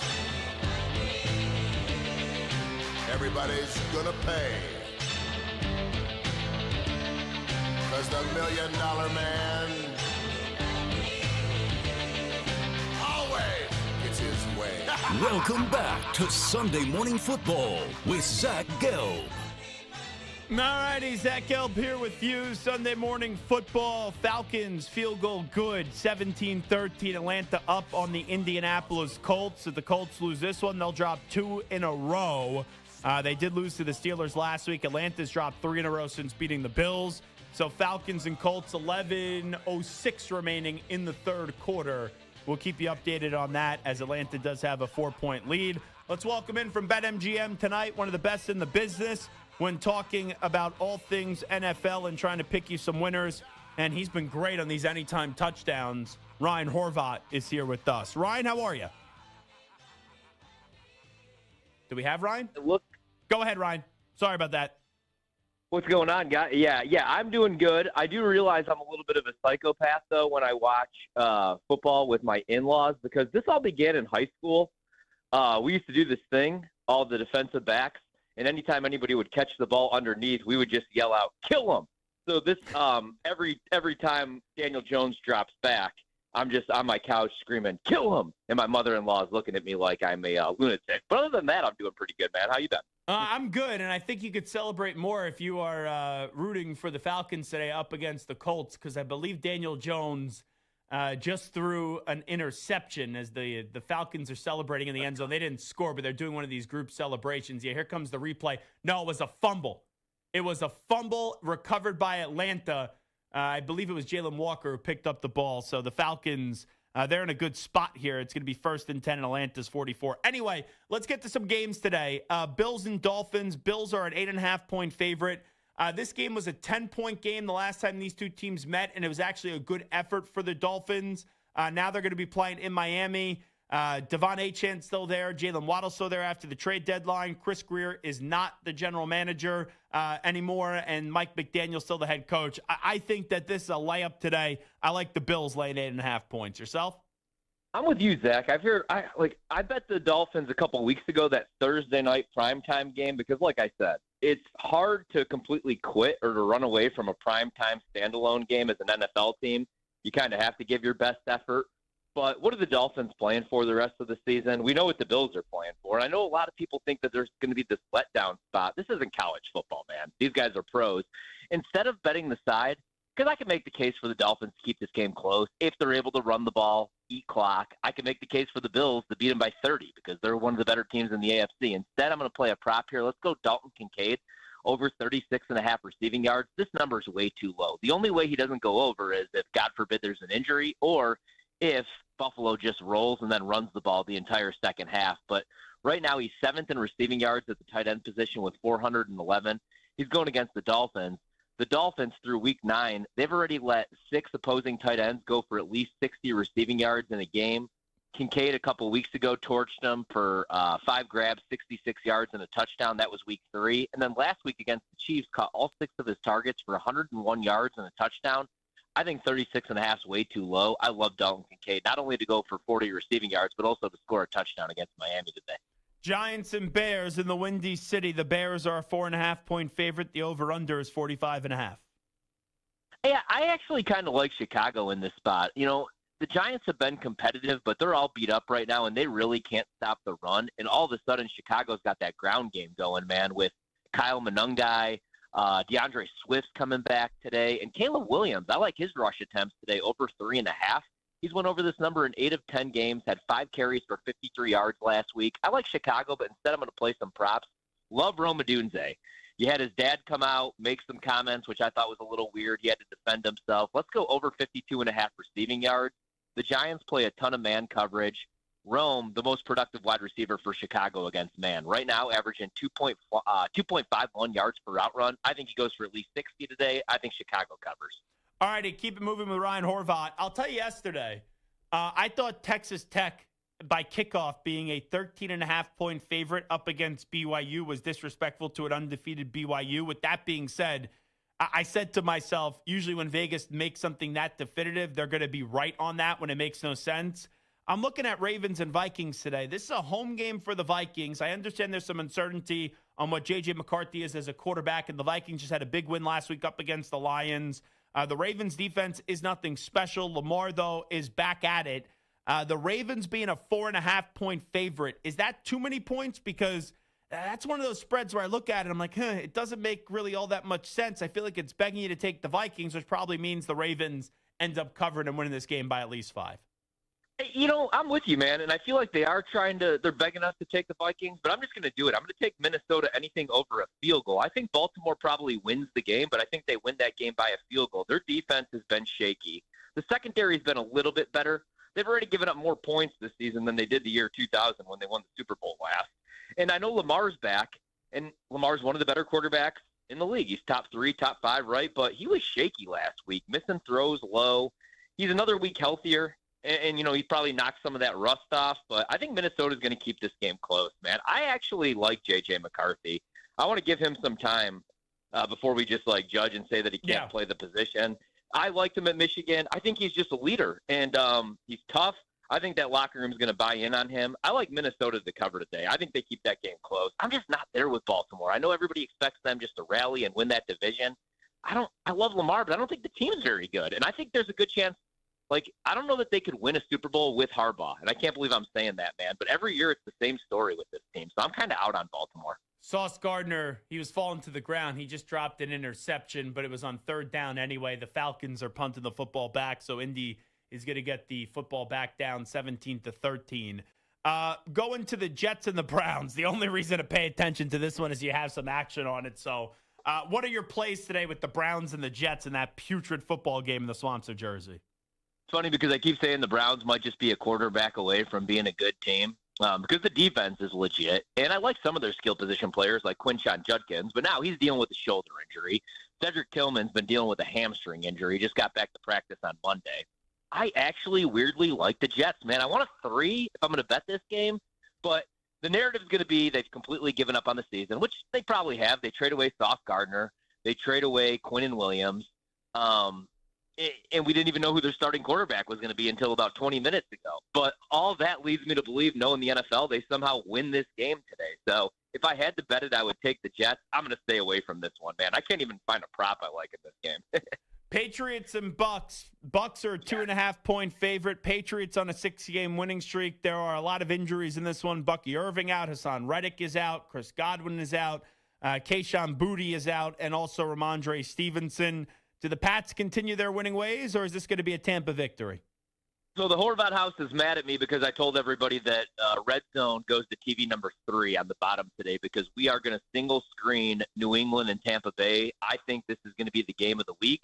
I'm really excited for this one. I bet Tampa at 2.5. If it was 3.5, if it was 4, I wouldn't bet the Bucs. But anytime they're at home and they're under a field goal, I love Baker Mayfield this season, man. I think this game is going to be a shootout. I think he's going to have the ball in his hands, and he's going to have another game-winning drive. So maybe you want to go money line. I do think Tampa wins the game, but I think New England's going to be super competitive. And it won't surprise me if I'm wrong, man. I've been wrong on the Patriots all season long. There is one prop I love here. Give me Drake May over 5.5 rush attempts. You could get this minus 125 right now. He leads all quarterbacks in rushing attempts with 59. He's went over this number in 6 of 9 starts. And he's going against Tampa, who's top 10 right now, getting pressure after the quarterback. So I think there's going to be some scramble opportunities, and I also think there's going to be at least 3 to 4 design quarterback runs. So I'd like Drake May over 5.5 rush attempts, but I like Tampa to win the game by a field goal. All right, let's get to the Saints and the Panthers. The Panthers, they're somehow 5-4. They beat the Packers last week at Lambeau Field. Carolina's a 5.5-point favorite up against the Saints today in Charlotte, North Carolina, over under 38.5. Yeah, this is the grossest bet that I may have all week. I like the Saints here. I like this Carolina team. Won't surprise me if they sneak into the playoffs. But now we're asking them to win by margin, to win by a full touchdown, and I just don't trust them. Them in Atlanta, you never know what you're going to get. Now, Carolina has been a much better team at home. The defense has played better. They only had one way to go up on the defensive side of the ball. Last year, they were historically bad. That was the worst defense in NFL history. And I know that it didn't look good for Tyler Shuck in his first start, but I don't think it could look any worse. I think Carolina wins, but I think they win by a field goal. I'll take the points here with the Saints. Anything over 4. C.J. Stroud is out for the Texans. The Texans are still a 1.5 favorite. They're home at NRG Stadium in Houston, Texas, going up against the 5-3 Jacksonville Jaguars. So I have an uncomfortable amount of money on this game. Me and a couple of my uncles who bet these games, they live out in Vegas, so I just send the text, and I hope that I have this line flipped, which scares me a little bit, man. The reason I like Houston, even without C.J. Stroud, is their defense against that offensive line for Jacksonville. I tried to make the case for the Jags this year, Zach, but Trevor Lawrence still looks like Trevor Lawrence. He's been sacked 21 times, 6 most in the NFL through 8 games. The Jags' pass protection is kind of the reason why, their offensive line, 9th highest pressure rate in the NFL. Now you're going against the Texans, who have Will Anderson Jr. and Daniil Hunter, 2 top 10 edge rushers. Combined, they already have 82 pressures and 11 sacks. I think it's going to be a rough day for Trevor Lawrence. So even with Davis Mills as their starting quarterback, I love the Texans today. Going to the 4 o'clock p.m. Eastern time window, Ryan Horvath here with us, Sunday Morning Football. I'm Zach Gelb. Always give you a follow, Twitter and Instagram at Zach Gelb, ZACHGELB. You could also get us on TikTok at The Zach Gelb Show. Cardinals and Seahawks. Seattle, 7.5-point favorite. Rashid Shaheed did get traded from the Saints to the Seahawks. Sam Darnold playing some awesome football. And Mike McDonald probably not getting enough national credit in his second season with Seattle.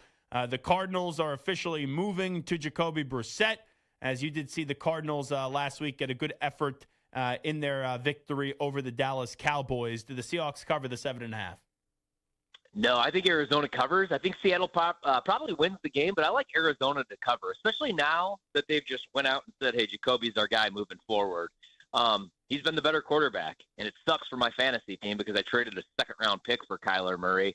Maybe he needs a change of scenery. Maybe it's over for Kyler, man. But Arizona's actually been a really competitive, decent football team. If you look at the point differential, they don't get blown out. They're in every single game. They just don't know how to close out games.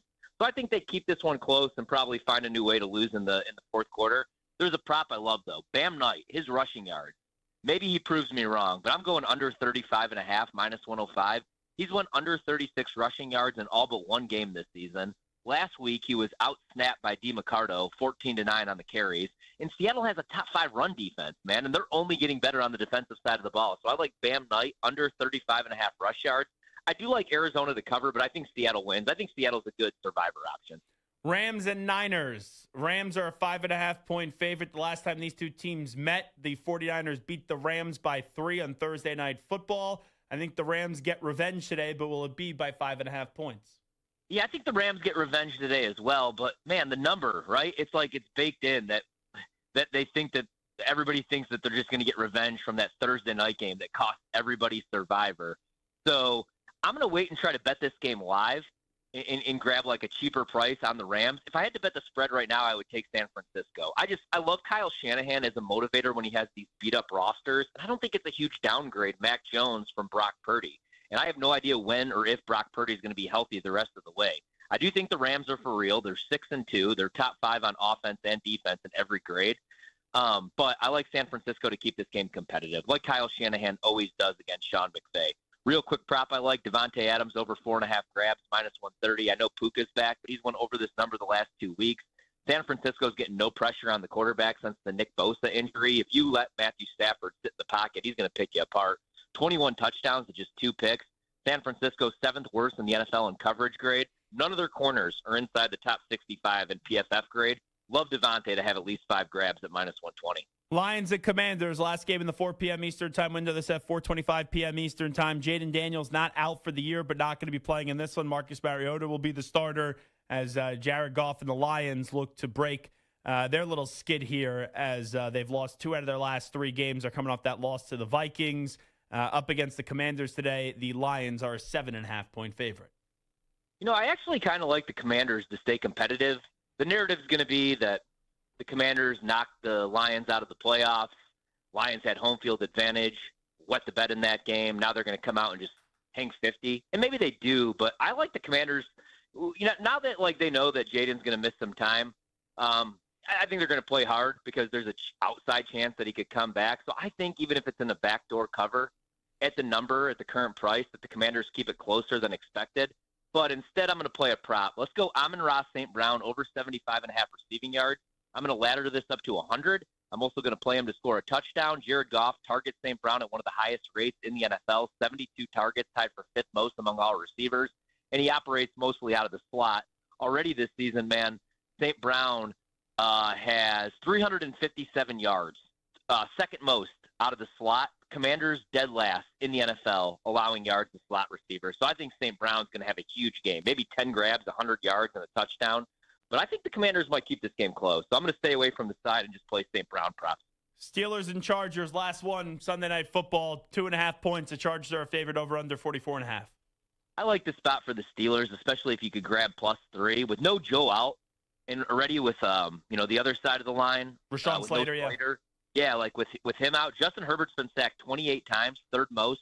He's been pressured 155 times through 9 games, number 1 in the league. The Chargers' offensive line, 31st in pressure rate.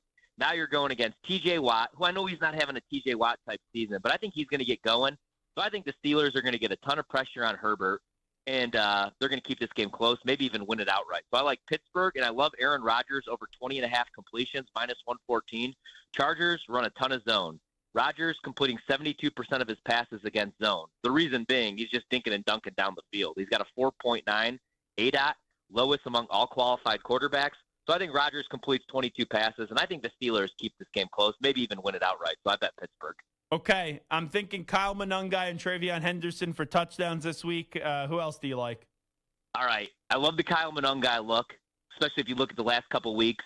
Bears tops in EPA per rush over the last month. So let's go, Monungai. Let's go Henderson. I like where your head's at. And then let's go Amon-Ra St. Brown, working out of the slot, going against Washington, 32nd in yards allowed to slot receivers. Amon-Ra St. Brown. Let's go Travion Henderson, and let's go Kyle Monungai. If you really want to get greedy, throw in Derrick Henry, but I'm going to go with just those 3 guys. What about Quinshon Judkins? If you had to bet Jets and Browns, would Judkins be your touchdown pick? He would be the only pick that I have. The only reason, and I've been throwing him in every parlay and betting his props every week, the only thing that scares me a little bit about Judkins is he's got a shoulder injury. So he was limited at practice. He's going to play today, but that would be my only concern is he's a little bit beat up. But that probably doesn't keep him out of the end zone. So I do like him as well. He is Ryan Horvat from BetMGM tonight. Ryan, we appreciate it. We'll talk to you next week. Thank you, Zach. Oh, one last quick one. Josh Jacobs, Monday night, over 2.5 grabs. He had 4 last week, 3 the week before. He's not going to be able to run the ball. I think they're going to have to get him the rock. Josh Jacobs, over 2.5 grabs. Don't think about it. Just take it. You got it. All right, there he is, Ryan Horvat. We'll take a timeout. We'll come on back. We'll do one thought on each game. Update time first. Here's Tony Pierno. Infinity Sports Network. Sports Flash. All right, Zach, the NFL's International Series in Berlin this weekend. The Falcons are leading the Colts right now 17-13 late in the third quarter, but Indianapolis is in the red zone right now trying to retake the lead. Michael Penix Jr. back in the lineup today for Atlanta. Penix connected with Drake London for a touchdown that put the Falcons back out in front.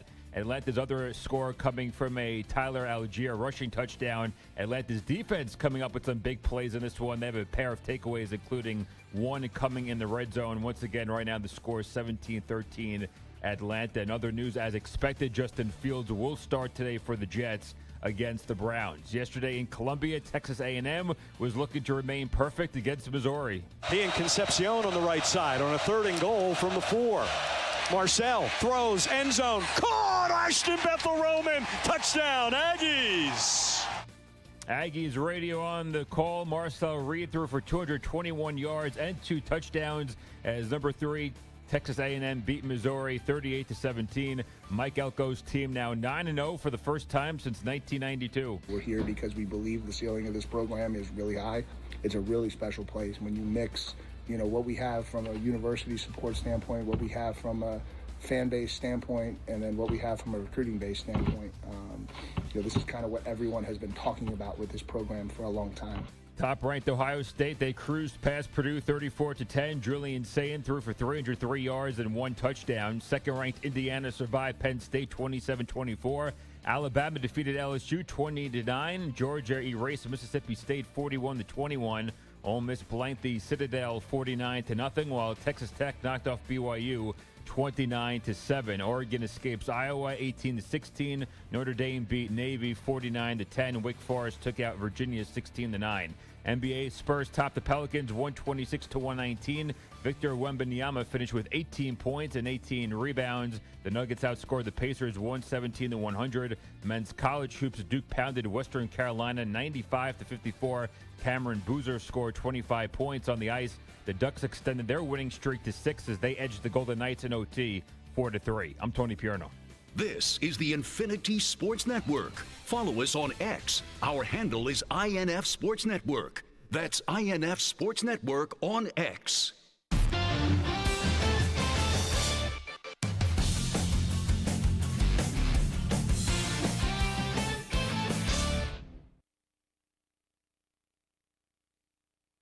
You're in a 5-minute break.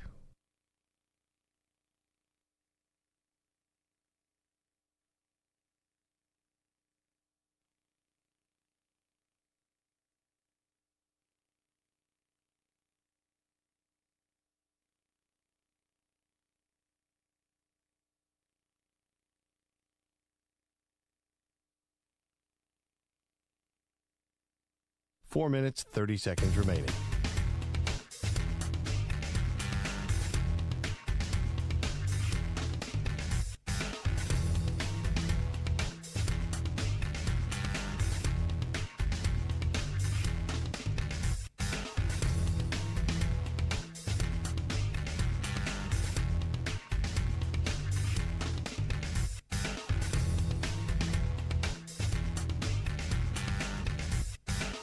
Four minutes remaining.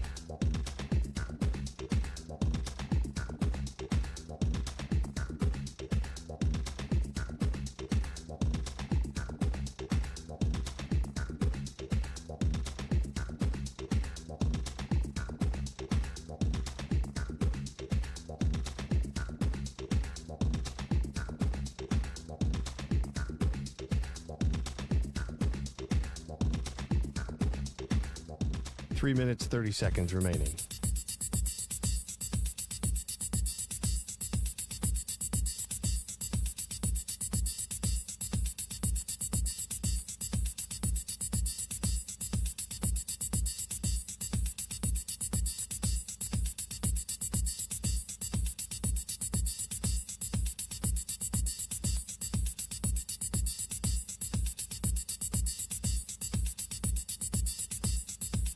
Three minutes remaining.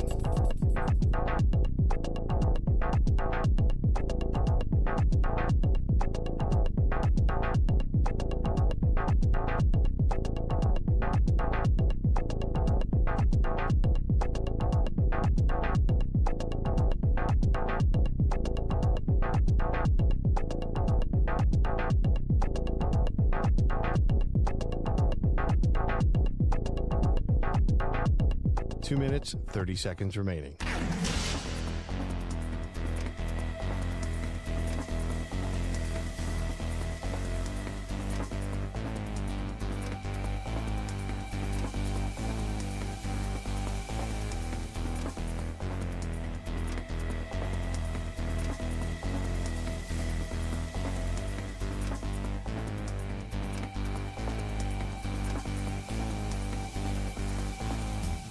Two minutes remaining.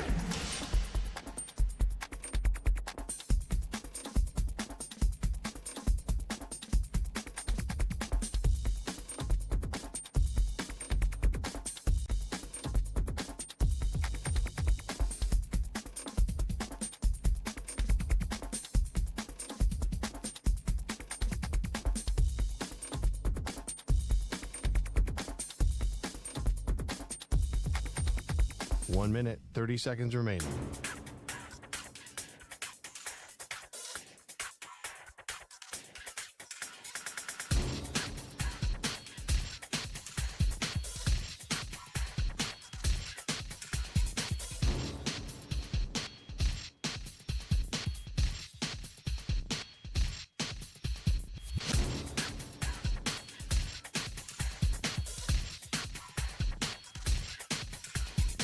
One minute remaining.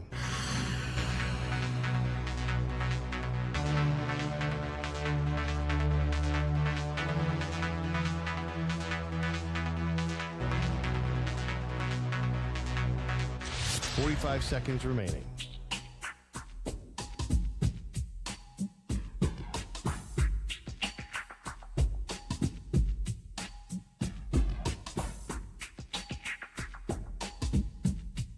Thirty seconds remaining.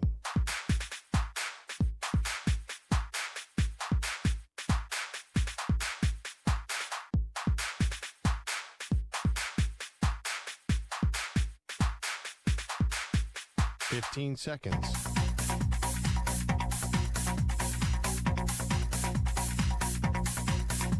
Break ends in 5 seconds.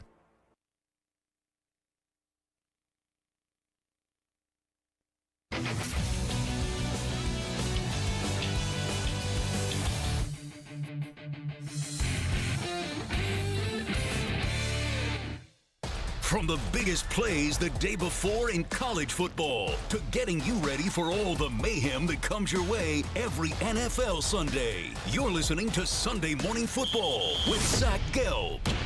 Alrighty, let's go rapid fire here. We'll give you one thought on each and every game. For the Bears, it's just a game you can't drop today going up against the 2-7 Giants. Obviously, a player like Jackson Dart has a lot of grit, but with Caleb Williams and Kyle Monunga, you got to find a way to get the victory today if you are the Chicago Bears. Ravens and Vikings, I'm curious what we get out of the quarterback play here between Lamar Jackson and J.J. McCarthy. Nice performance by J.J. McCarthy last week as the Lions did lose to the Minnesota Vikings. Browns and Jets, this one's going to be abysmal. Dylan Gabriel, how is he going to look at the quarterback position? The Browns are 2-6. Are we ever going to see Shedeur Sanders start a game for the Cleveland Browns? The Jets, obviously, they did unload this past week. Quinnen Williams and Sauce Gardner at the NFL trade deadline. Patriots and Buccaneers, huge test today for the Patriots. They are 7-2. I know they beat the Bills, but if they do beat the Buccaneers today, those are 2 wins against 2 quality teams and 2 really good teams. Maybe that will shape the perception that some people have on the Patriots. They're just beating up on bad teams. A lot of injuries in this one today. I'm curious to see what Travion Henderson can do with Ramondre Stevenson out for another week. Saints and Panthers. This is a Panthers team that if you that you just can't lose today, especially after beating Green Bay. You're 5-4. You got to get this one up against the Saints. Can you lose? Obviously, yes. But if you want to put this Panther playoff push together after what was a great win last week up against the Packers, where they're running the football, Rico Dowdle's been a beast. The defense has been playing really well outside of the Bills game, but they've been playing well the last 2 out of 3 times they've been on the field. You look at this Panthers team, they have the Saints and the Falcons the next 2 weeks. After that, the schedule picks up in intensity. 49ers, Rams, Saints, Bucks, Seahawks, and Buccaneers. I'm not saying people are making a playoff push for the Panthers. I don't think they'll make the playoffs, but if you want to keep that dream alive, then you would think that the Panthers just need to find a way, even if they don't cover the number, to get the victory today. Jaguars and Texans, this is just a huge spot for Trevor Lawrence. You're going up against Davis Mills. You lose this game, how could we sit here and take Trevor Lawrence as a franchise quarterback seriously? And they rushed to extend him, just like the Dolphins rushed to extend Tua Tagovailoa. I was talking to Jordan Schultz, NFL Insider, earlier this week, and I was asking about the future of Daniel Jones, and he thinks the Colts are going to give him a contract $45 to $50 million a year. Why? Franchise tag him. You know, we've seen Baker Mayfield and Sam Darnold get 3-year deals for $100 million. Why are we going to rush to that number? But I look at Trevor Lawrence. That just seems like it's a mistake, and I don't think he's the answer in Jacksonville. Cardinals and Seahawks. Sam Darnold's been unbelievable. And I do think the Cardinals can keep this close. Marvin Harrison Jr. loves playing more with Jacoby Brissett than he did with Kyler Murray. But I'm not betting against Sam Darnold right now, and I thought that was a great move bringing in Rashid Shaheed. And Jackson Smith-Njigba right now is playing as if he's the best wide receiver in the NFL. Rams at 49ers. This is a Stafford bounce-back spot up against the Niners. They lost the first game of the season here. I think the defense is ultimately the key. Mac Jones has been good for the 49ers. I think the Rams are able to force some turnovers today. Lions and Commanders. No Jaden Daniels after Dan Quinn left him in the game as long as he did the other week. Now, with that being said, he's not going to go on IR. We thought that could have been a season-ending injury. It seems like this is a bounce-back spot for the Lions today. The question is, do they just cover the number of 7.5 points? And Steelers and Chargers, this to me is just a race to 23 points. Whoever gets it, like both the offenses are fine, but they're not like great. We know the Chargers can run the ball. The line is shaky though. The Steelers, that Rodgers to Metcalf connection is really good, but the Steelers defense It's very inconsistent. I know they had a good performance last week up against the Indianapolis Colts, but this seems like if you get to 23 today between the Steelers and Chargers, you end up winning the game. And then finally, the Colts are on the Falcons side of the field. These teams have been exchanging the ball back and forth in the second half with not a lot of scoring. The Falcons are up 17-13. Jonathan Taylor just broke off a run. That's going to take him all the way down to the Falcons' 25-yard line. So that's going to be 1st and 10. The Falcons are up 17-13 up against the Colts, but the Colts are on the move with 13:20 remaining here in this fourth quarter. Ray, appreciate it. Nico, appreciate it. Each and every one of you for tuning in, however you do. I appreciate you as well. I'll be back on Monday for the Zach Gelb Show right here on the Infinity Sports Network at 3 p.m. Eastern, noon Pacific time. And as if we don't talk during the week, we'll get to you on Sunday for another edition of Sunday Morning Football each and every Sunday in the football season from 10 a.m. to noon p.m. Eastern time. Big thanks to each and every one of you. Have a great football Sunday. At Zach Gelb, Twitter and Instagram. Make sure you follow me right now, ZACHGELB. And you can also find me on TikTok at The Zach Gelb Show. Have a great one, everybody. We out. Bye-bye. Peace.